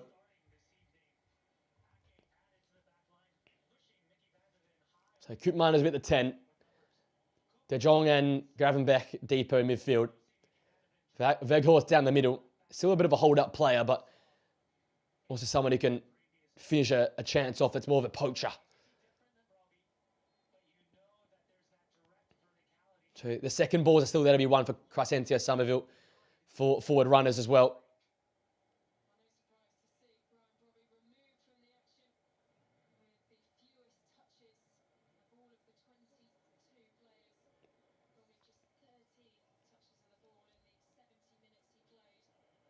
So Bari dropping and laying the ball off, looking to get the ball back as well. Van Eckerlo beating him there too at those two. Gee, they've been good today. Great entertainment, going head to head. Gee, flicked on header. It's beautiful from Weghorst. Here's Somerville. He get his feet in. Gakpo! Cody Gakpo! And that is meant to be. What an emotional moment for Cody Gakpo. Who's that arguing one of the worst weeks he could have had? And the emotional outpouring for the Liverpool and Dutchman. And if anyone deserved a goal today, Cody Gakpo was going to be that man. Look at the response. They surround him. And the outpouring of emotion. To get out there today and play for his nation must have taken everything. And now he might have just found the winner for the Dutch side to get through to the round of 16. That's a man who deserves a world. It means everything to his country, but it means everything to Cody Gakpo, and what an emotional moment. Football has a funny way of doing that. Has a funny way of delivering to those who deserve it. Great goal. Look at that. Wout Weghorst straight on the pitch. A flicked on header. Crescentia Somerville gets in behind. Somehow keeps the ball going and squares it across. And Cody Gakpo is the biggest of big game players for the Dutch. Whenever they need a moment, this man is there for it. And he is the biggest reason to not be out there today. One of the worst weeks a human being can have. But the strength and the courage to fight and to play today. And he's rewarded with a beautiful goal. Amazing moment for Cody Gakpo. Amazing moment for the Dutch. And that's the power of football. The Dutch come again though. And now he gets a foot in. The Dutch lead at all of that. Wow. That is massive for the individual, for the country, for the story, for everything in between. Tears everywhere. And that is probably one of the happiest goals that may be scored in the knockouts, maybe this whole World Cup tournament. Cody Gakpo again delivering for the Dutch. And now they have something to hold on to. And now Morocco have to chase this game. Late chance for Van der Ven on Achraf Hakimi. Brahim Diaz now. And as much as if it's a heavily contested, passion-filled game, there's also the human aspect of it. And that's what football can do. What a great celebration for all those Dutch players getting on the pitch and getting around their teammate. Morocco now, the onus is on them to create something. And that's what I just felt the Dutch could do. They had a few half chances they couldn't take, but Wout Weghorst comes on, gets that flicked header. Crescentia Somerville again, just delivering a magical moment in the final third. And of course, Cody Gakpo's there to score. They've had that sort of tournament, the Dutch in the final third. They've had a threat about them, having goals in their game. And if any time they want to end that run of no clean sheets, today would be the day. Jay Riyad making way. He's battered all day long. Saladin coming on.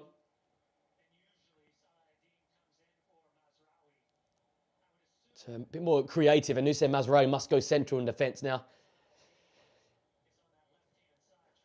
Quarter of an hour remain. Morocco's World Cup hopes of a repeat of 2022 just starting to slip away. They've got enough time though to make a comeback, even to win it. 15 minutes is a long time in football. So Bardi, Bouadi. Achraf Hakimi from the right. Feeds it into Brahim. Virgil van Dijk gets a foot in. Val Vegos linking the game up well. Just loses out to Achraf Hakimi, chasing back and doing the defensive action. So Cody Gakpo scores. And now Morocco have to find an equaliser. We'll see Achraf Hakimi push further forward. We'll see Brahim and Saibari look to link up there. Unahi. Hakimi again. This time Koop Miner's getting a nick on him. They're going to be touch tight to the Moroccan skipper.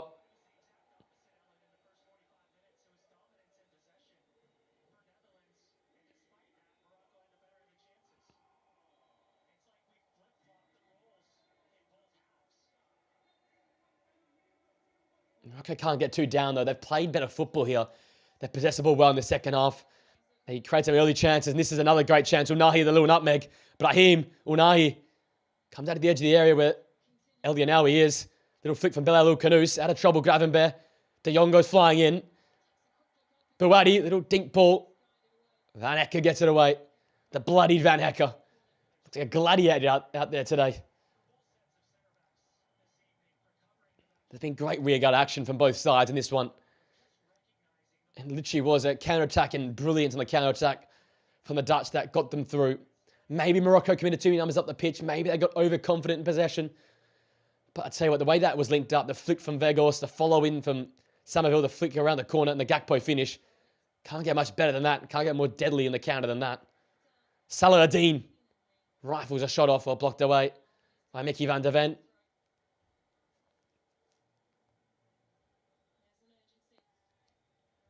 Bouadi. Hakimi. Now with Belal Kanous. Unahi just inside of him. Dangerous ball whipped in. Oh. Saibari throwing himself at that. Dumfries has hurt himself trying to defend that. Coming together there between Saibari and Denzel Dumfries. Really dangerous ball from El Kanous towards the back post. The two tussling. Nothing more than that.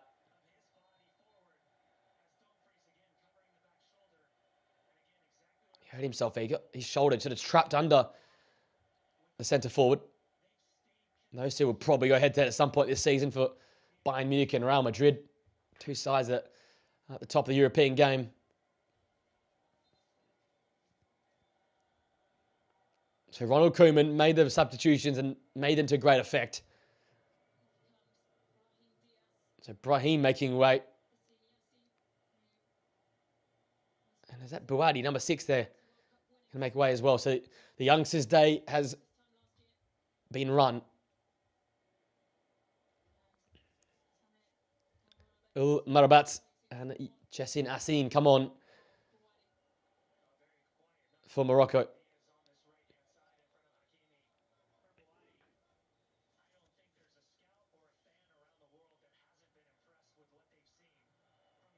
So Marabat will go sit in midfield alongside El Yanawi. And El Marabat will go further forward here. Here's El Marabat. So I've got them mixed up there. El Marabat will sit in midfield and Yassin will go on the right and join the attack. Vegos just coming on and battling away. Head knock between Saibari and Gravenberch. He has to stop the game here, the referee. That is a head injury.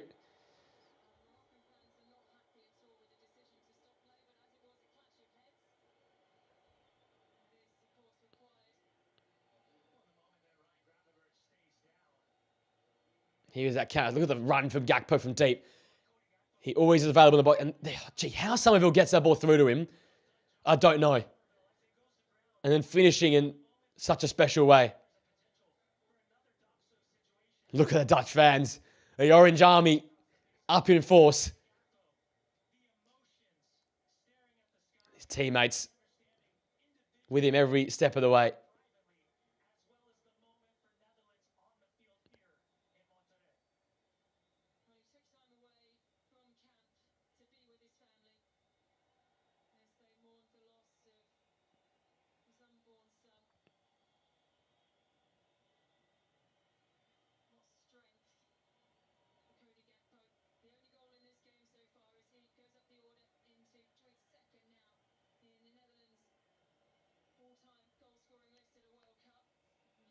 With that goal, Gakpo goes second all time. I'm just hearing for the Dutch in terms of World Cup goals. Just a big game player, isn't he, Cody Gakpo? The difference in Cody Gakpo with the red shirt versus an orange shirt is quite startling. You ask any Liverpool fan, they have certain words to say about him, but I can't say anything but good things about him in a Dutch uniform. And we see it at times for Liverpool, just not consistently enough. But again, he's there to score in a World Cup finals matchup.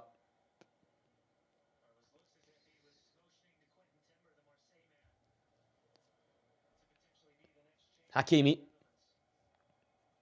Yassine on the right-hand side now, replacing Brahim. Hussein Mazraoui playing centre-half now. With Saladin now at full-back. Bilal Kanous. The feed one in. Yassine was making the run, but well covered off by Tion Koopmeiners, who's played a defensive role for Juventus this season, so knows how to play in a rear guard. Knows how to play in a back five if he has to revert back there. At times playing centre-half for Juventus and full-back as well this season. Again, Crescentia Somerville looking to get on the seconds of the Weghorst flick. Oh, beautiful nutmeg there from Bilal Kanous. Elyonawi gets away. Switch to the right-hand side where Achraf Hakimi is. Here's Yassine with a little pirouette. El Mourabet now. Tried something ridiculous there, and the three Dutch jerseys converge on Saibari and win that ball back. Gravenberch away from trouble. Sees Cody Gakpo's got some space. It's a 3-on-5 power play here for the Dutch. And it's just too far ahead of Gravenberch. And possession changes hands. A rare Gakpo mistake in this one from our goal scorer.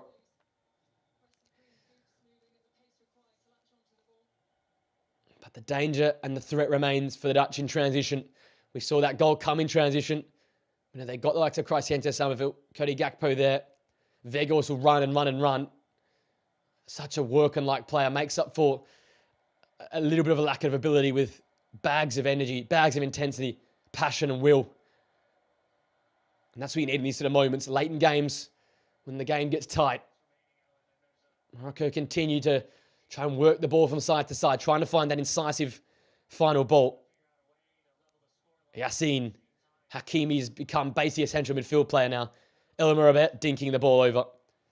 And that ball can run. Barbara Bruggenton casually picked that ball up. Precious seconds ticking away now. We're in the 84th minute. You expect probably 7 minutes to be added on in terms of stoppages for a couple of head collisions and the goal celebrations. On top of the 3 that get added on for the hydration break. Foul against Somerville. Quite a weak one, considering the level we've played at physically.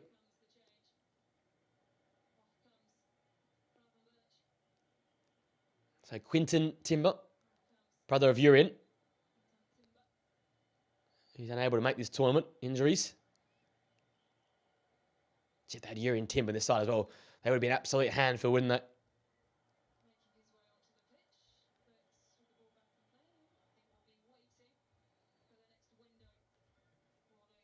That move's not going to be made. Another change is inbound as well for the Dutch. João Hatso of Chelsea. So the Marseille man, Quinton Timber and João Hatso, just to shore up this side defensively, I assume, to try and see out this match. Somerville. I feel like you have to keep him on in these moments. He could be the difference in terms of the counter-attacking play. Speaking of counter-attacks, here is Denzel Dumfries charging forward. And the cutback, just like the power to reach Wout Weghorst. Cody Gakpo was at the back post. I thought he was the better option. But a rare mistake on the break for Denzel Dumfries. Gives possession back to Morocco. And what a take from Ismail Saibari. He's got Yassine ahead of him. And what a challenge from Virgil van Dijk, who's absolutely pumped. The Dutch skipper. Him and Jean-Paul van Hekken have played angry today. And he's come flying in there and he's won the ball so cleanly.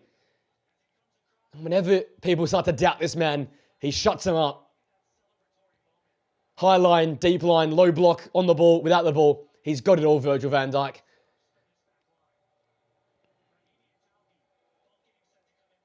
So João Hato, Quinten Timber, defensive and midfield reinforcements coming on for the Dutch.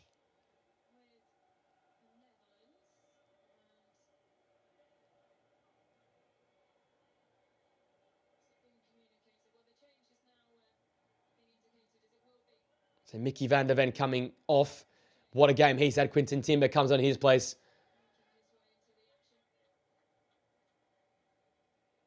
João Hato obviously on as well. Ryan Gravenberch makes way as well. Tough match. Team in midfield works very, very hard in there. I think on the things won that midfield battle. De Jong and Gravenberch. Chemzin Talbi, as he has done throughout the tournament, comes on. Only with 4 minutes remaining, though, this time around. So Van der Ven and Gravenberch on, off. Timber and Hato on. 1 substitution remains for the Dutch. And for Morocco, Chemzin Talbi coming on the pitch. Unahi making way.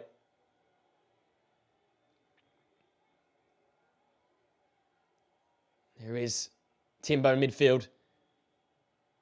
Marching on. And no foul somehow there.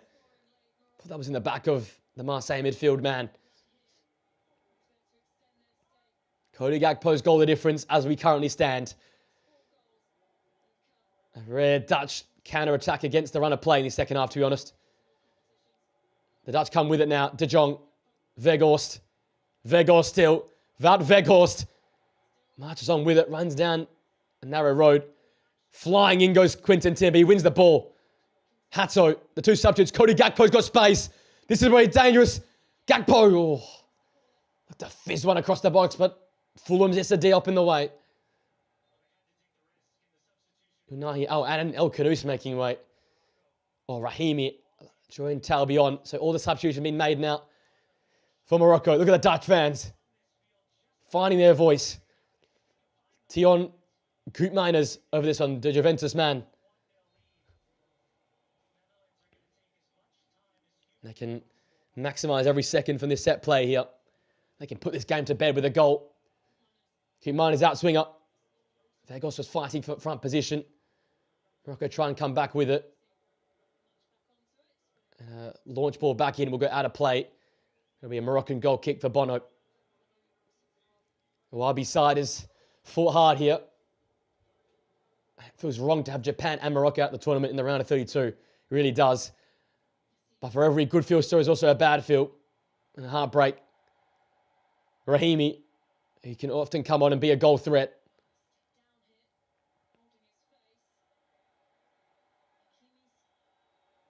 Hakimi's going to put out a play here. Ismail Saibari's going down holding his head.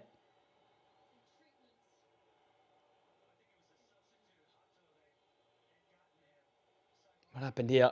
Saibari. And it's Quinten Timber. He sort of grabs him around the shoulder. I think inadvertently hits him in the eye.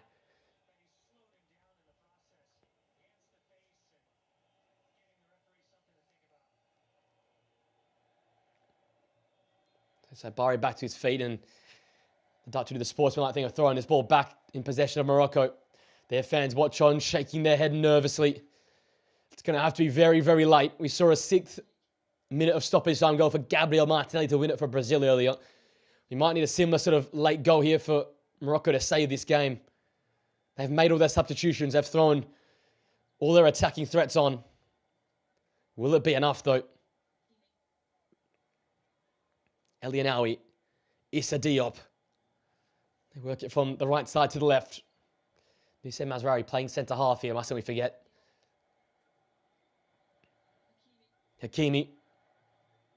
Looking for that run in the channel. Well, blocked away by the goal scorer, Cody Gakpo.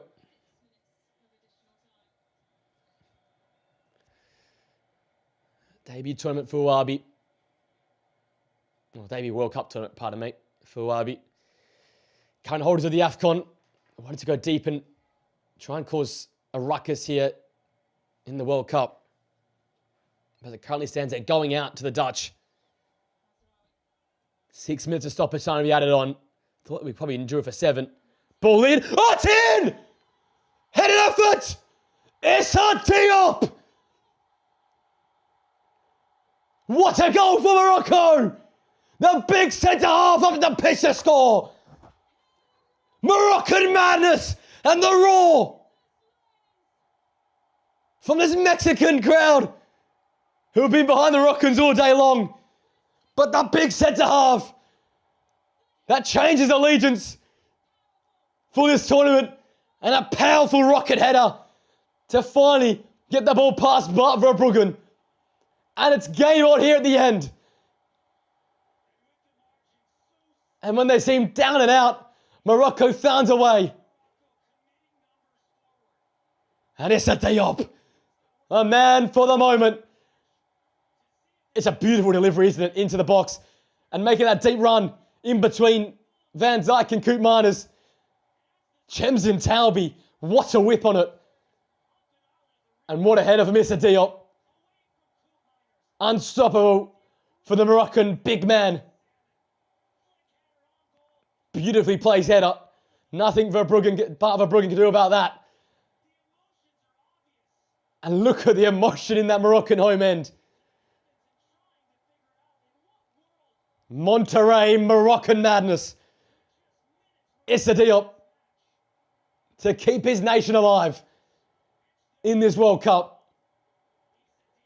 That's an African fighting spirit on display. What a delivery from Chemzin Taubi. What a header from Issa Diop.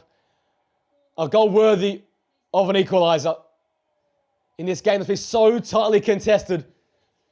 And just when I thought the Dutch were over the line, up steps Issa Diop. Cody Gakpo in the 72nd minute. Issa Diop in the 91st. We are knotted at one apiece. And we might be going an extra 30 minutes if we're not careful here. Their shirts off. There are scenes and limbs in that Moroccan end. And now can they chase a winner potentially? El Morabat. Yassine. Too much on it. Kaisentia Somerville. Now the Dutch are going to get on the front foot. Timber brought to ground by Yanawi. The Roma man pulling down the Marseille midfielder. Why did I tell myself we were done? I thought the game was going to be run out by the Dutch. But these two teams are too good. We can't not have 120 minutes of football between these two sides. Or am I selling this game short again? Will we get a winner?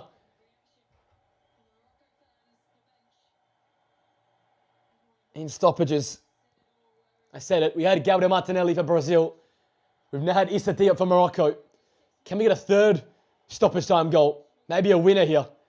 Koopmeiners.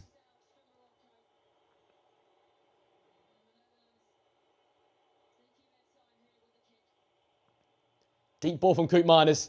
Van Dijk wants to recycle it. Can't get into a dangerous area. Had a play for a Moroccan goal kick. Virgil not happy with himself. The referee wants his retaken here. We've played 4 of 6 stoppage time minutes. We've got 2 minutes for one of these two sides to find a winner. Unless we're going to go to an extra 30.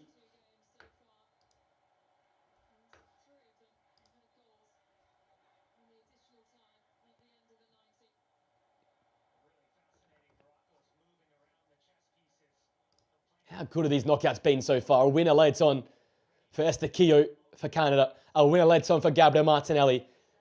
And a late equaliser here for Issa Diop. We've picked some of the best games for straight, haven't we? Dumfries illegally blocking out their Cellaradine. I think that's gone to the level of intensity which we've had here in this match. But a call given nonetheless. Ronald Koeman has to take a bit of a sip of that drink there and calm himself down for potentially a big team talk here ahead of an extra 30 minutes.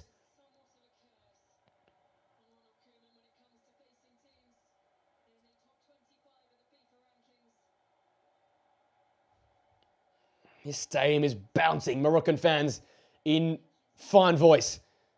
Van Dijk gets in there. He'll be frustrated. This side's conceded. Him and Van Hecker have been unbelievable today. Teku Minus has gone into centre half here, so they've gone back to that back three. So Barry looking to spin in behind. Van Dijk gets a foot in. Dink ball to Wout Weghorst, who gets a flicked header on to Crescencio Somerville. Nusayr Mazraoui overcommitted. Somerville, Crescencio Somerville. What a challenge from Nusayr Mazraoui. Getting back so well. That could have been the dagger for the Dutch. But Nusayr Mazraoui made up for his mistake and made the last-ditch challenge. Saibari. I'm breathless here. This is absolute chaos at the end. Pull into the middle. Saibari couldn't get his feet sorted. Fouling Frankie de Jong. And that then should see us into half, into the full-time whistle, and into an extra 30 minutes of football.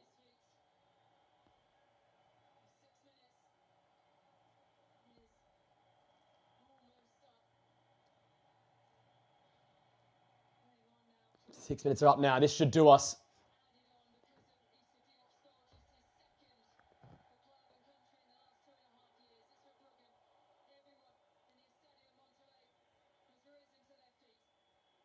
And we're looking for Wout Weghorst. Can't win that duel.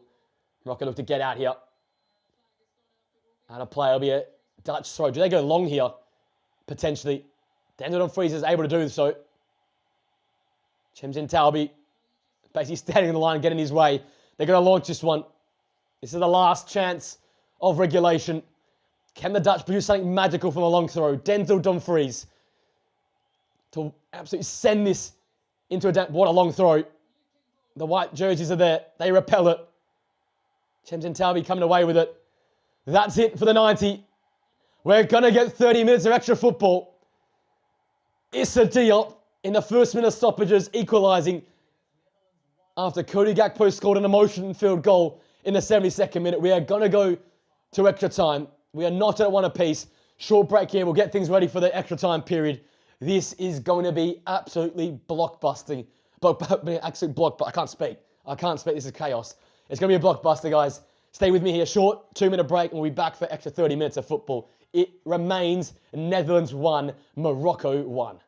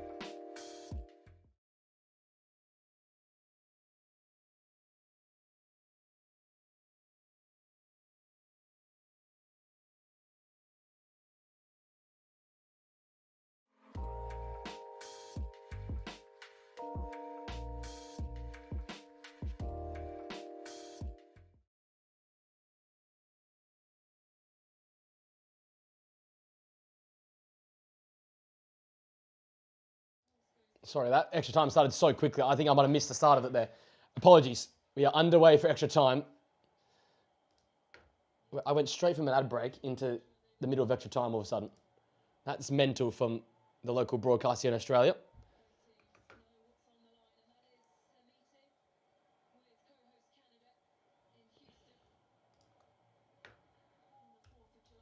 Get this timer sorted out for you guys. So be synced up to where I currently am in the game. So, one apiece, extra time football, extra half an hour to come. 15 for the first period and 15 for the second period. Whew. Who has the bottle? Who's the energy as well? It's been a very physical, back and forth game. Counter-attacks are plenty. Aggressive football are plenty. I'll have to go all over again. The Dutch are kicking left to right. Morocco from right to left for the first period, as we did in the first period of the 90.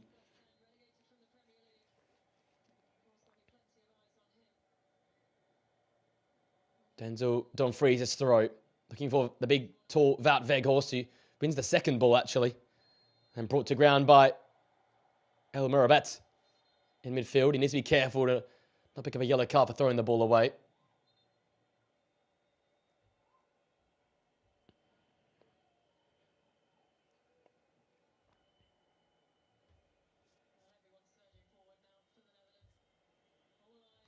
Set piece time.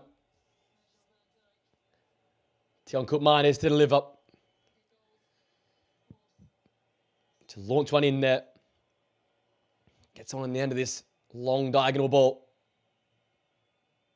Aerial duel, not one initially, but second ball won by the Dutch. Gakpo has 2 for company. Our goal scorer. Ball whipped in. That's dangerous. Dumfries never got it to land. Comfy for him. I think a handball there against Denzel Dumfries. Yes, it is. Confirmed by the referee. I think he expected that ball to reach him. It just sort of hit him.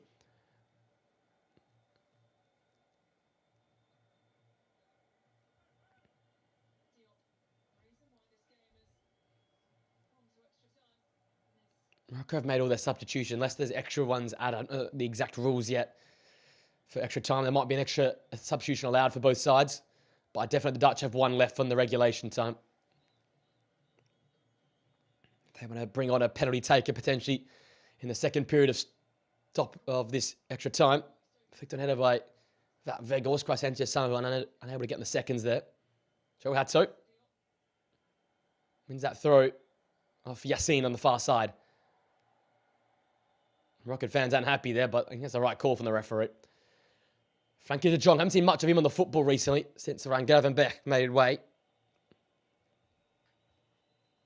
So Koopmeiners is playing in a back 3 right now. Inside Jean-Paul Van Acker and Virgil van Dijk, so filling in that Juventus role which he played this season. Had to become a bit of a hybrid player due to some poor form, really.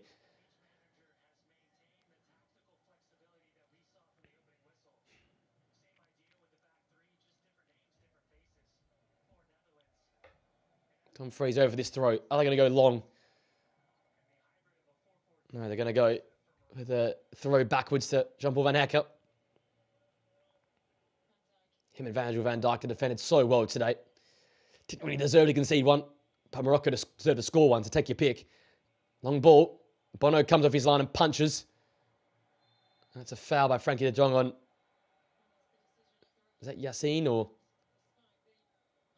Say Bari there on the floor. It's Rahimi on the floor. Heavy moment there from Bono to come all the way out there.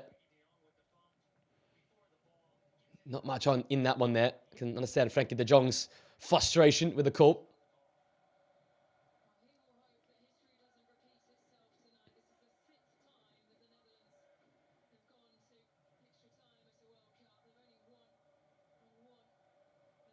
Don't want to say this stacks. I really like the Dutch, but they're yet to lose in 90 since the 2010 World Cup final where they lost, so obviously, the Spanish side, but they haven't lost since then in a World Cup. Believe it or not. Yet they've not won 2014, 2018, or 2022. That only means one thing, and I won't say it out loud, but the Dutch fans will know, European fans will know, the Argentinian fans will know most recently what that means. If we go to spot kicks, history says Morocco are the favourites. Recent history, as well as extended history as well. This Moroccan side has a good history from the spot. The Dutch, less so. Let's just go with that word there. 5 minutes in here to the first 15. You often see this in extra time. The first sort of period, nothing really happens because both teams are trying to catch their breath, trying to work out what they want to do.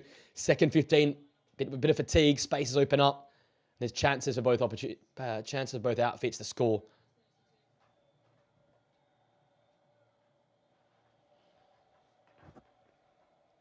Salah Adine, Chemzin Talbi with that fabulous assist for the equaliser. So Bar in the corner. This is a chance. Oh, what a save! Bar Verbruggen has no right. Rahimi had the goal begging. It was him and the keeper. But Verbruggen, my word. The unmissable chance. And Bart Verbruggen made himself as big as he can. Oh, right leg onto right arm and away. And Rahimi's missed the unmissable. Oh, how he hasn't scored. Great work in tight spaces there. Saibari linking up with his strike partner, Rahimi. And somehow, the Dutch are level. And a fourth massive reactional 1v1 save made in this game by Bart Verbruggen, who is showing his quality in the biggest of big games. How? Just how? Inspired efforts from Verbruggen, Van Hecker and Virgil van Dijk today. And Morocco can't believe it that they're not leading this one. That could have been the dagger. And maybe Rahimi off the bench, a little bit cold. But you have to score that. You're talking about 8 yards from the goal. 1v1 with the keeper. And he missed. Oh, he hit the target, but well saved by Bart Verbruggen. But my gosh, we've been gifted to a belter here today. The best knockout game of the round of 32 has not disappointed. Great pressing by Chemzin Talbi. Morocco fans are like me and don't believe they haven't scored there. Nerves sketched across the faces of all fans and players alike. Timber, Gakpo, to De Jong. Timber let it run. And in the end, well picked up by Yassine. And sets the task of Rahimi. Virgil van Dijk had to toe in though. The Liverpool man closing space as well. Still remains one of the quickest, if not the quickest centre-halves in world football at his age. We're seeing signs of what can happen in the second period of extra time here. There's spaces. The game is opening up. There's tired legs out there. Even substitutes have worked their socks off here. Talbi. Can these crafty little Moroccan attackers find a way through the sheer size and physicality of this Dutch backline? Yeah, now he's still out there. He's put in an absolutely massive shift. Him and Frankie de Jong will play out every single minute of this one. Roma man now on it. Partial pressure from Wout Weghorst, who has been the Dutch's out ball. Moroccan fans with a clap.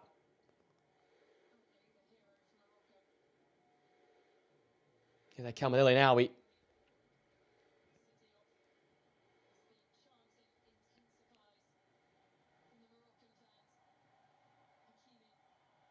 Achraf Hakimi.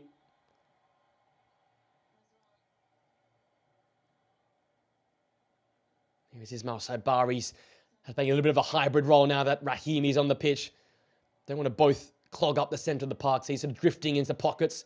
Left, deeper in a sort of number 10 type role. Talbi's just being tricky with it. Just keeping the width out wide left though. El Ainaoui. El Amrabat.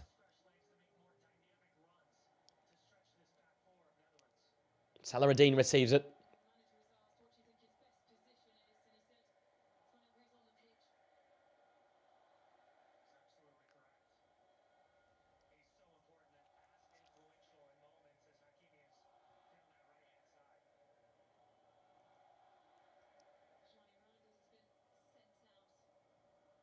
It's a Diop, the goal scorer, to equalise in stoppage time. That header powerful into the back of the net. That's why we're knotted at 1 apiece.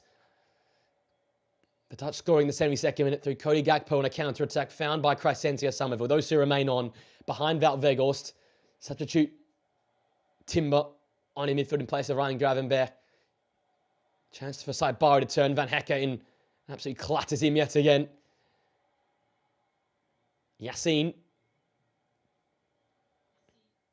Ashraf Hakimi.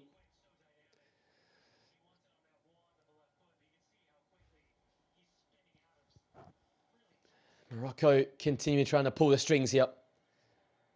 Keep the Dutch moving from left to right.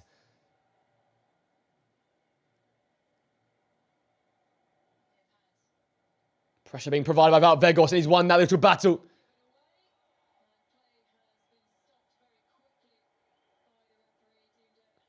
Handball, wow. I'm pretty stingent on the handballs, haven't they? Has it in hand, to be fair. There's that pressing effort, though, from Wout Weghorst. It's what brought him to Old Trafford under Erik ten Hag for Manchester United for that second half of the season. Pressing and energy, a hold-up option. Not, your clinical number 9, but an energizer, a long ball hitter. And someone that can just be a poacher and put an effort away. Morocco work to the left-hand side here with Chemzin Talbi. Sunderland man looking to dink one in. Blocked away by Dumfries. Salah-Ad-Din. Talbi. 2 substitutes on the left-hand side now. Dumfries being careful. Somerville getting in. Challenging there on the Sunderland man. Salah-Ad-Din keeps the possession though for Morocco. The Dutch have sprung a press when available. They're quite comfortable to sit in their shape.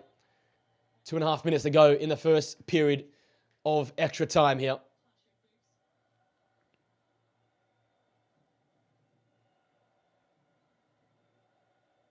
Salah-Ad-Din. Noussair Mazraoui now.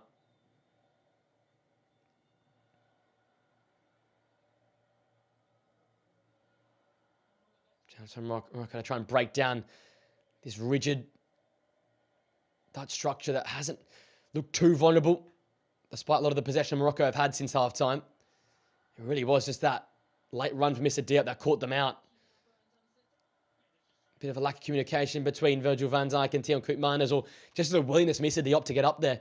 I don't think it was quite kitchen sink time yet for Morocco, but he threw himself forward, made that late run from outside the box, and got in to head home that Talbi ball. In the end, I think it was just the quality of Morocco that got the better of that defensive straight for the Netherlands.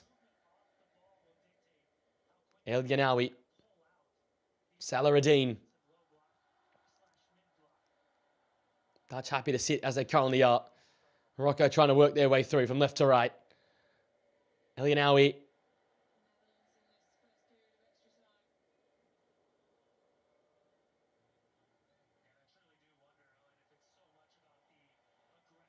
Salah-Ad-Din, Talbi.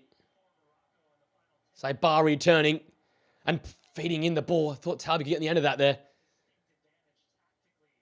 An intervention by Virgil van Dijk, and Quinton Timber fouled.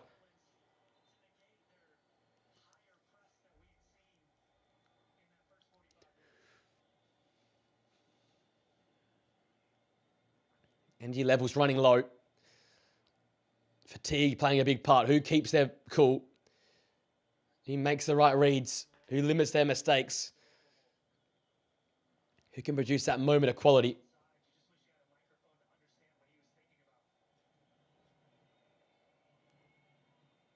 Long ball of Wout Weghorst. Batting away with Noussair Mazraoui. He's giving up a good foot there to the big Dutchman.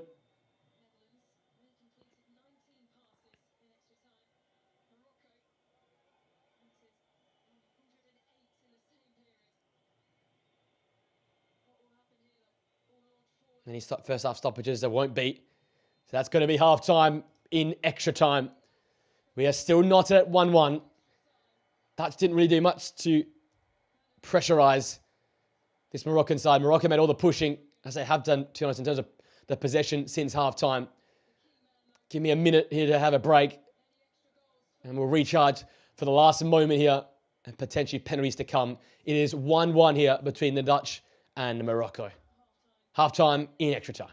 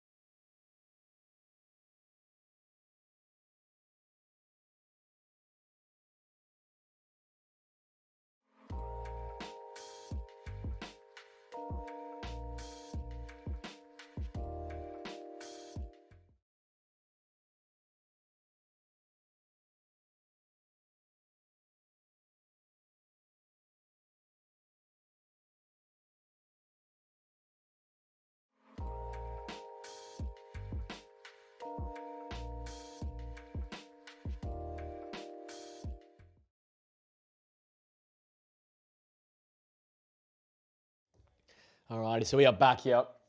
The second period of extra time. Seconds away. I have no interest in terms of, I have an interest. I have no allegiances here in these two teams, but I'm riding every moment. It's it's a draining one, this one. I'm glad I got a couple hours sleep in between the first stream and this one because this one's taken everything out of me.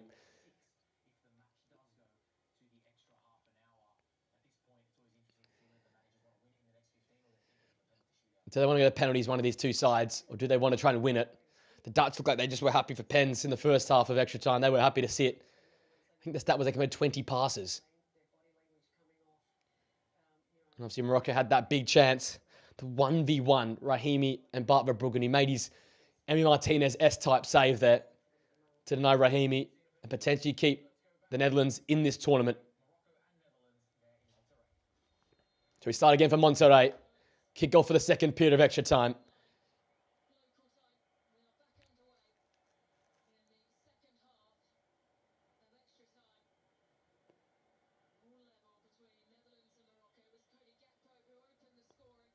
It's a Diop, the 91st minute equaliser. Tonight, the Dutch to win through Cody Gakpo's 72nd minute effort. Morocco have been the side possessing the ball since half-time. The Dutch have looked deadly in transition and dynamic on the counter-attack. But Morocco have found a way to break down this Dutch backline at times. A big chance in extra time. The denied 1v1 for Rahimi by Bart Verbruggen. He's made 4 or 5 ridiculous either point blank or reaction saves. It's really kept the Dutch in this game at some key moments. It's been a funny game because the Dutch looked better in possession the first 45, didn't create too much. Morocco were good in transition, and whenever they went on the ball, they were direct and got the ball forward. Second 45, so much more possession for Morocco, but the Dutch looked deadlier when they were on the football. And obviously they found a way to equalise Morocco. But then this first period of extra time, that trend has continued. All possession for Morocco, but they started to create more chances, at least with that possession. Yassine and Gakpo coming together there. It's a bit of joy to watch, though. 2 of the top 10 teams ranked in the FIFA rankings going toe-to-toe, head-to-head. It's been a seesawing affair. And the way that you can't break the game down to a certain pattern or flow is because of how close the two teams are. They've had to adjust. They've had to adapt. They've had to go and do different things to try and get the better of the opposition. It really has been an engaging watch throughout. Nila Yenawi.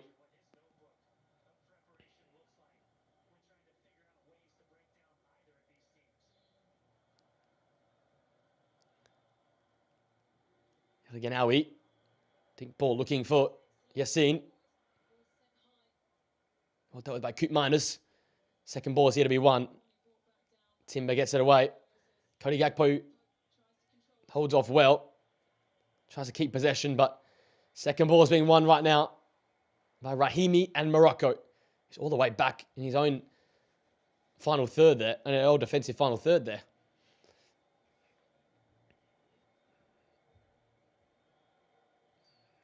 "17 minutes here into the half an hour of extra football in extra time here. Dutch scored first. Morocco struck back. And as we have been for most of this game, we are knotted, tied. Nothing to separate these two very, very good sides. 5-4-1 at the moment for the Dutch without the football. They're happy to sit here.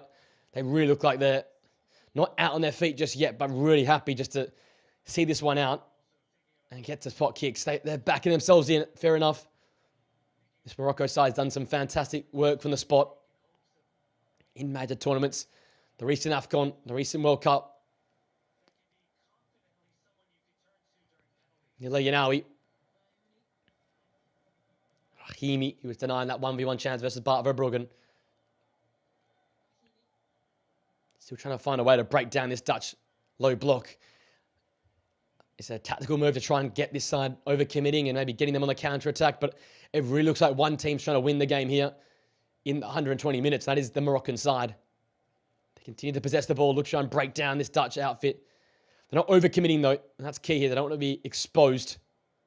Ball rolled into Rahimi. Flick around the corner, no one in particular.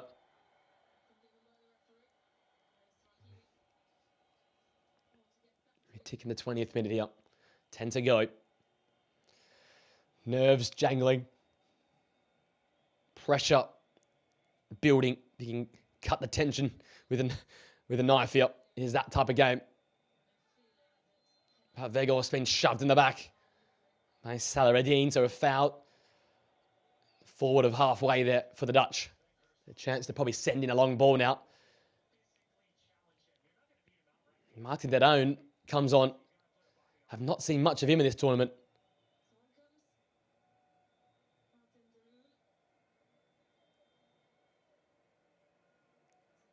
It's Frankie de Jong that makes way. He's covered every blade of grass, it feels like, today. Another great display for midfield.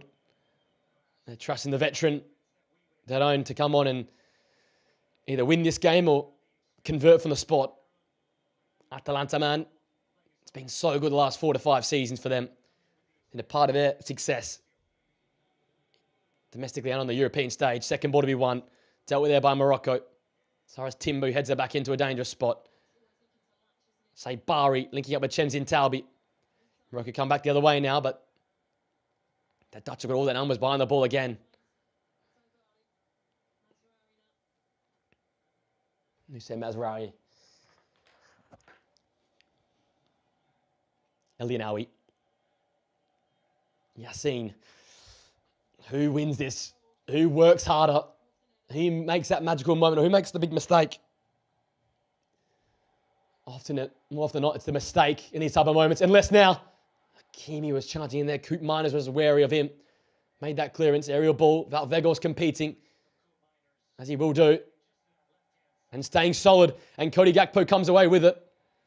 He's brought to ground in the centre circle. Well done, Weghorst. He put his body between himself, the defender, and the ball to keep possession for the Dutch. And just got some cramp there for Cody Gakpo and Ismail Saibari. Stretching him out. A lot of that going on out there, I expect, right now.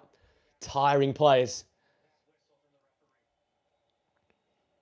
Did well to win that foul in the centre circle. Cody Gakpo following up from the work of Weghorst. On Coop Miners over this. Relatively high Moroccan line, trying to avoid the Dutch getting distance on this ball. They still do. Second to be won by Gakpo. This is bundled off it. Now to play.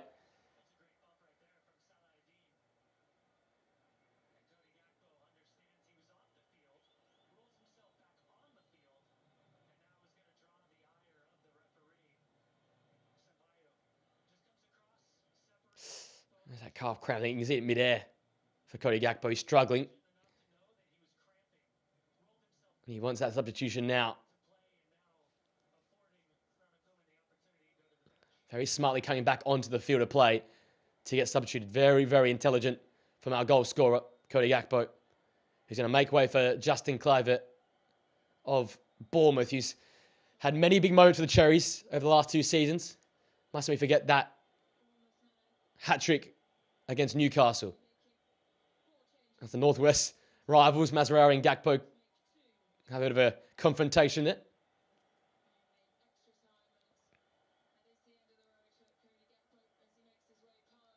The goal scorer, Cody Gakpo, has done everything he possibly could today.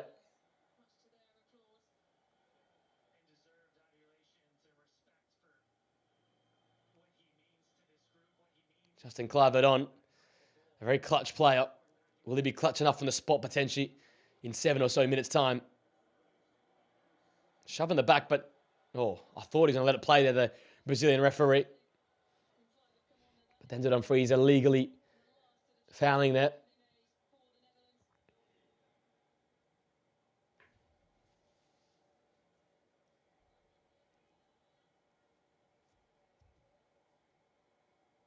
He has the nerve to go after this one. Do either have the nerve.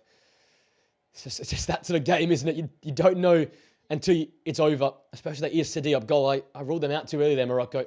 I thought that the Dutch would see it out, but never write off either of these two sides. Mentality beasts. Hard-working units.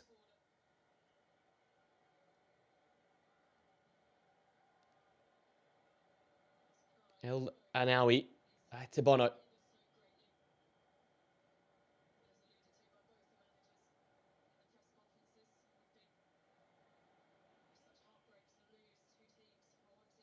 El Anawi. That wide is Ashraf Hakimi. They look to try and build up here step by step. So Somerville remains on. He'll remain on for a spot kick. Kluivert, Wout Weghorst, Martin de Roon. Looks like Quinten Timber in midfield. Van Hecker, Van Dijk, Coop Miners, Dumfries, and Hatso for the Dutch. Morocco, no change made in extra time. They remain with Nusseir Mazraoui and Issa Diop, the goal scorer at the back. Salah-Eddine and Ashraf Hakimi defensively.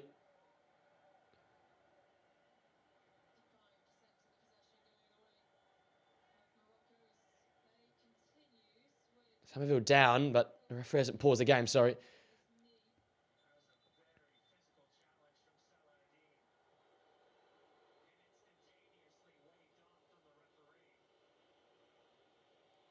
Somerville hurt here in a bad way.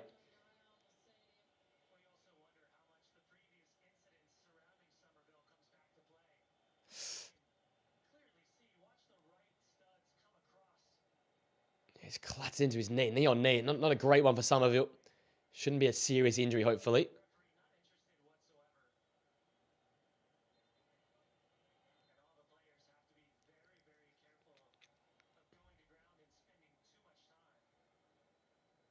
Somerville's had to come off here because he's got treatment. So he's going to get a minute off here. And for a minute, the Dutch can be down to 10. So you say Bari, Rahimi up top, Yassine. All up there. Chemzin Talbi as well. The front four now, the Moroccan side, as they chase a winner. Again, Alwi and Mourabet in midfield.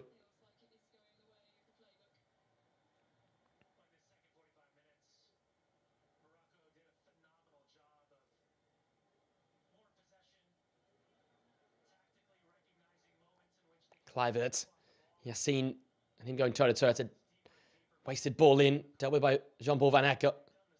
Towed away by Sai Bari. And we had Dutch on the far side, their right-hand side.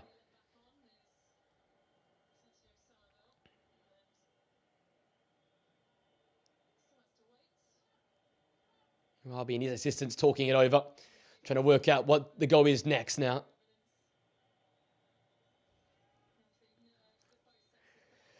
Fans on the edge of their seats,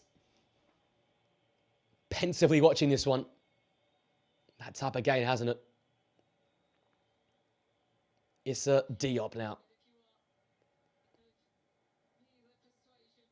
Very, very nervy finish to this one. The Dutch have really just sharp shot, it feels like.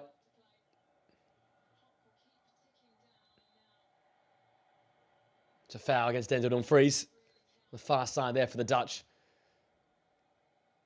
So Morocco, another set piece. They'll probably play quickly and short here. It's on the halfway line, so don't want to send too many numbers forward. See that both are happy to shake hands here and head to spot kicks, unless Morocco can produce something magical here in the final few moments. We've just got just shy of 2 minutes to go here. Yassine ran out of play there.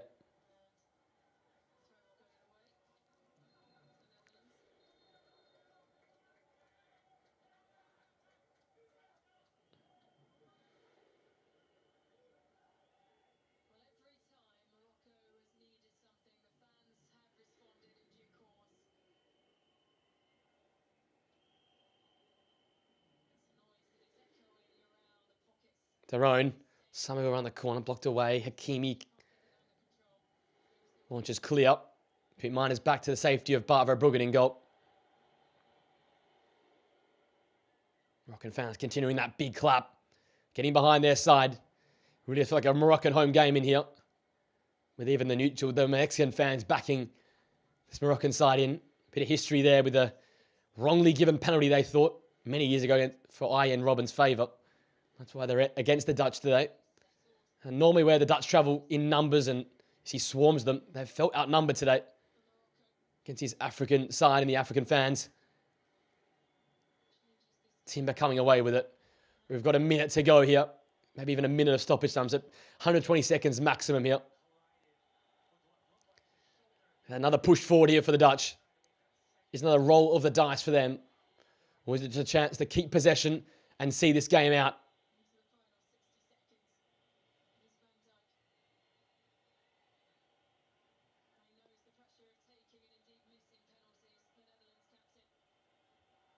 Kluivert, close attention there by Yassine. The Dutch got the ball here, probably their longest spell of possession in extra time. They're keeping the ball away from Morocco. They're looking for that whistle and to head it to spot kicks. I don't know if you agree with it or not, but they're looking for it. And they probably are the side that looks flat out on their feet right now. Very hard second half. I need an extra time without possession. So 1 minute will be added on here for the substitutions and the medical attention. So 60 seconds here, separating us between spot kicks or a potential winner. Hakimi can't keep that ball in play. Throw, though, deep in the final third for Morocco. Nerves. Adrenaline running between fans and players alike right now. This is the nitty-gritty. This is where champion teams are made.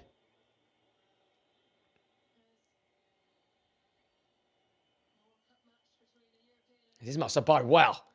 He is cut up big time.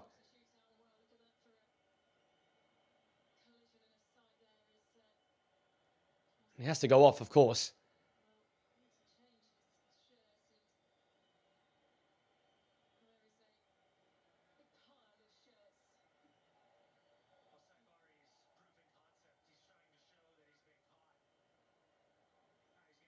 He has to come off here because his blood is still coming down from his eye.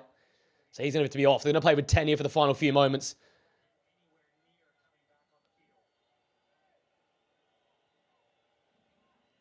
I'll patch him up quickly. Tion Miners sends it long. Flicked header on. Falls away of Hato. Sets the task to Somerville. Oh, there was a loose pass at the back there. Salaradine. Oh, gee, they got away from trouble. There was a nervy moment. Massive. Because Somerville's pace looked too much there for the Moroccan backline. So that's it. That's 120 minutes of football, and nothing separates the Dutch and Morocco. We're going to go to spot kicks. Take a breath. Capture your thoughts. This one's going to be absolute blockbuster. Nothing separates these two sides. Guys, quickly, short break. We'll set everything up here for the penalties kicks. And we're going to have a see here who will go through, the Dutch or Morocco. One apiece after extra time.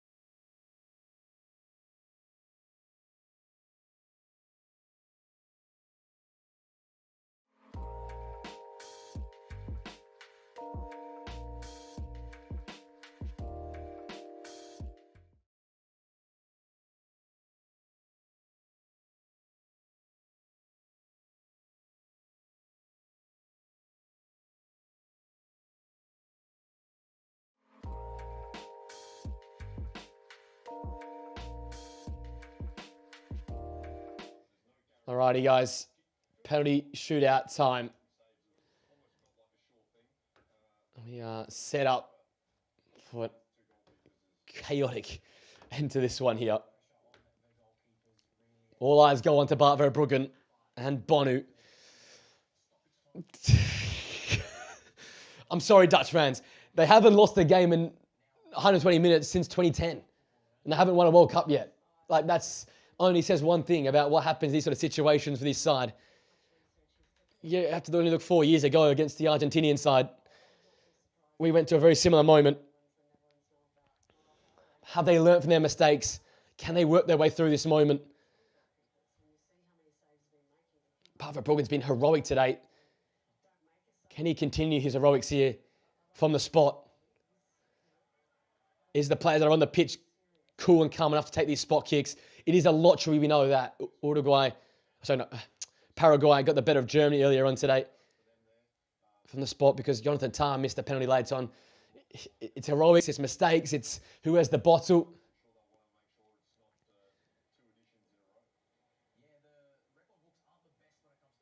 African side coming together in prayer there. So Bart Verbruggen versus Bonu. A very calm Arabi message in prayer together. A very, very united side there.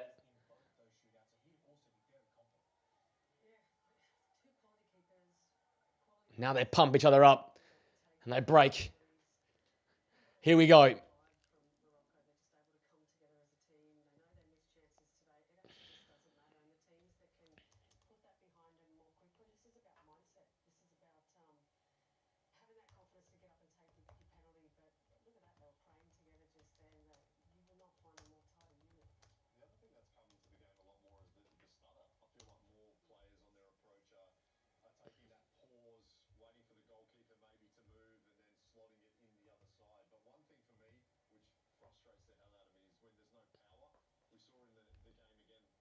So they'll be tossing here for the end, then tossing for who to take first.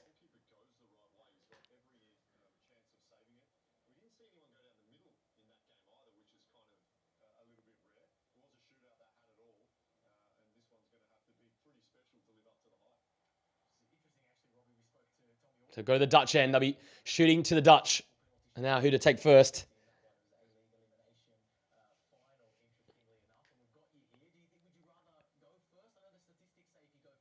So Dutch will take first. I think they won the toss at least. I think they'll look to take first here.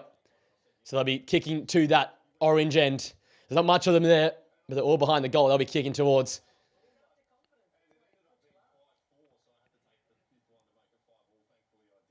Here we go. Bonu and Verbruggen, the main protagonists.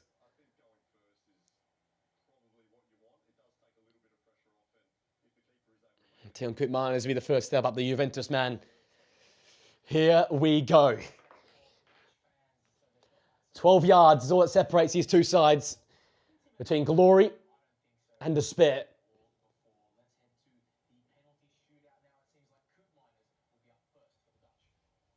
The Dutch to take first, the Tion Koopmeiners. Al Hilal's Bonu from Morocco, trying to stop him. The Dutch won both tosses. They are going to kick first. They're going to kick to their small contingent of home fans behind this goal. But the overwhelming noise will be negative from the Moroccan and Mexican fans that are behind this Moroccan side. Morocco won a penalty shootout versus Spain in the last tournament. The Dutch were knocked out by Argentina from the spot. Can history be changed? Koopmeiners up first. Oh, what a penalty. Right into the bottom right corner. Beautifully taken. No nonsense. Stepped up and rolled it home. And Bonnie went the right way. But that penalty was too powerfully hit and too accurately hit in the corner. That's a perfect penalty from Tion Koopmeiners. Perfect start for the Dutch. 1-0. And that's how you calm all the nerves of your collective side. Up steps Nil Al-Yanawi of AS Roma. The youngster has played all 120 minutes today. He's worked tirelessly in midfield. And now from 12 yards, he looks to put the ball past Brighton's Bart Verbruggen, who has made countless important saves today to ensure this game has gone to penalties. Nil El-Yanawi and Bart Verbruggen. El-Yanawi, oh! Crossbar it out! And the youngster went for power, and he misses. Advantage the Dutch in the early moments. How's the bot early on to smash one inches away, but it comes off the crossbar. Verbruggen loves it, and the Dutch have an early advantage. How important is this penalty? And it's Justin Kluivert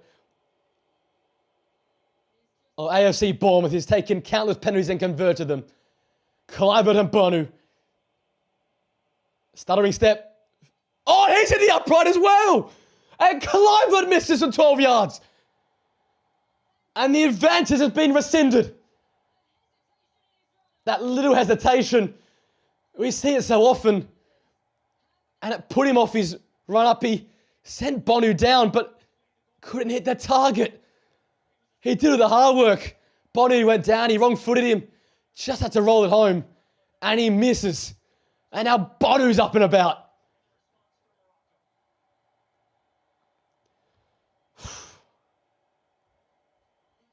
Rahimi up next, who just missed the one-on-one versus Bart Verbruggen in extra time. Can Verbruggen repeat his heroics? Rahimi for Morocco to draw level. The second kick. Rahimi saved! No, it's in! It's crept underneath Bart Verbruggen. Oh, can you believe it? Rahimi's heart would have been in his mouth. Almost. More Verbruggen heroics. He got to, his foot. It comes off his foot. Oh, he kicks it in. I can't believe it. Oh, he did the hard work. He got the save. But it rolls underneath him, and it's his right leg that kicks it in. So one number 9 to the next. Wout Weghorst to step up from 12 yards. To keep the Dutch in charge in this penalty spot. In charge in his spot kicks. Wout Weghorst and Bonu. To give the Dutch a lead again from their third spot kick. Deep breath from Wout Weghorst. He stays composed. And smashes it in! Rifles it into the top left corner. Wout Weghorst puts the Dutch back in front. They've now scored 2 from 3.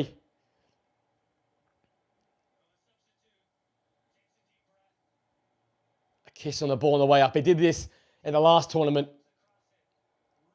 Really well taken from the big centre forward. Now then, Chemsdin Talbi of Sunderland. The third spot kick for Morocco.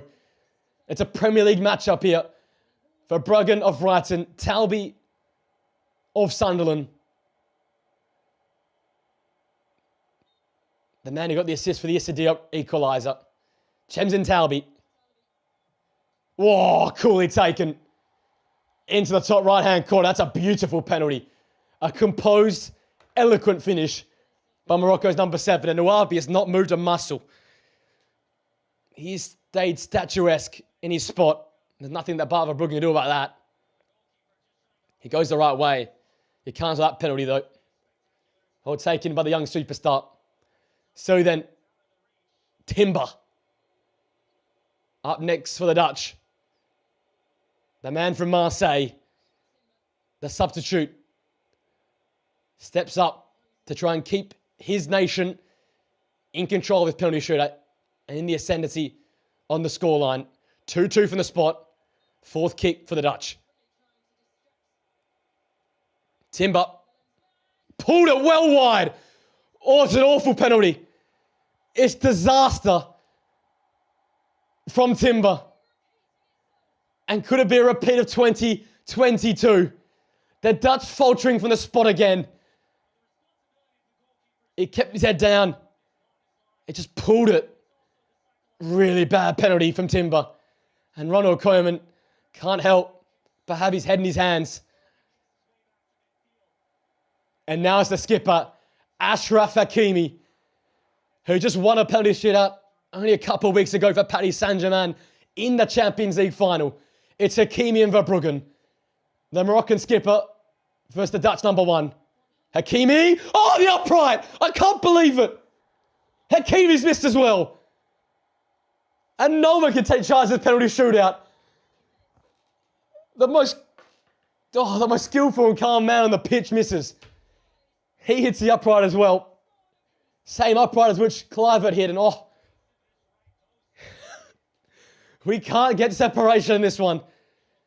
Hakimi can't believe it. The Dutch fans can't believe it. It's 2 apiece after 4. Crescencio Somerville up next. 2 apiece after 4 kicks of both sides. The Dutch are trying to take back the lead. Crescencio Somerville's ran his legs off in this game. He got that important assist for Cody Gakpo's opening goal. He steps up now for the Dutch. Fair to say, as we approach sudden death, this is a massive penalty to convert. Crescencio Somerville, a straight run up. He'll curl his run.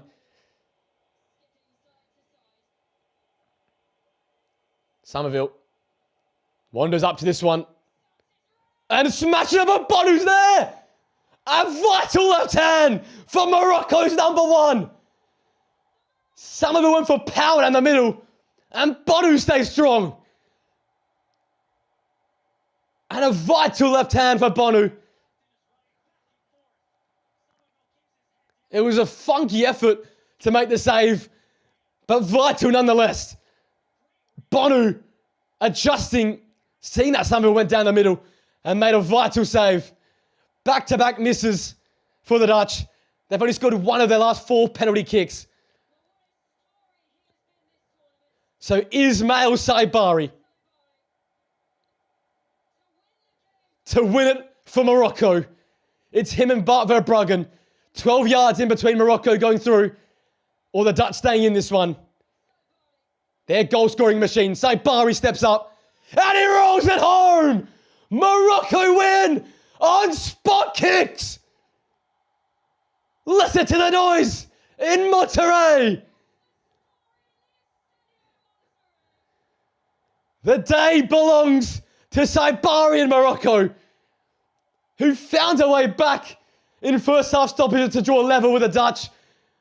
And then this team who continue to succeed, who continue to push the needle. They have won it again on spot kicks. And they send the Dutch home on penalties again. And they continue to charge on towards more success. Ismail Saibari, the man. He had to be the man. It's been him all tournament long. Tears for Somerville. Tears for Wout Weghorst. And that Dutch side, they're still yet to lose in extra time in a World Cup match since 2010. But penalty kicks have continued to prove their Achilles heel. But Morocco, who continue to push, who continue to probe and search for that winner, have reward for effort, and heads hang for this Dutch side. But ecstasy and emotion pouring out for the Moroccan side. They continue to be the most dangerous team in this tournament and continue to be one of the most clutch teams in Africa and in all of the world. And when it mattered most, when it came down to 12 yards, they got the better of this Dutch side. It ends here, one apiece after extra time. Morocco win on spot kicks. Ismail Saibari's tournament continues to be one of great memory. And he continues to absolutely flourish in the tournament. The winning spot kick. Morocco 3, Netherlands 2 on spot kicks. What a finish this one. What a game we've had. The Netherlands out again on spot kicks. But Morocco continuing to get it done in the clutch moments. 1-1 after regulation. Morocco win on penalties. What a game here. What a moment for Morocco and their fans. They go through the round of 16 with our mate Canada. Congratulations, Morocco. And condolences to this Dutch side. And that is the end of an absolutely pulsating matchup here in Monterrey.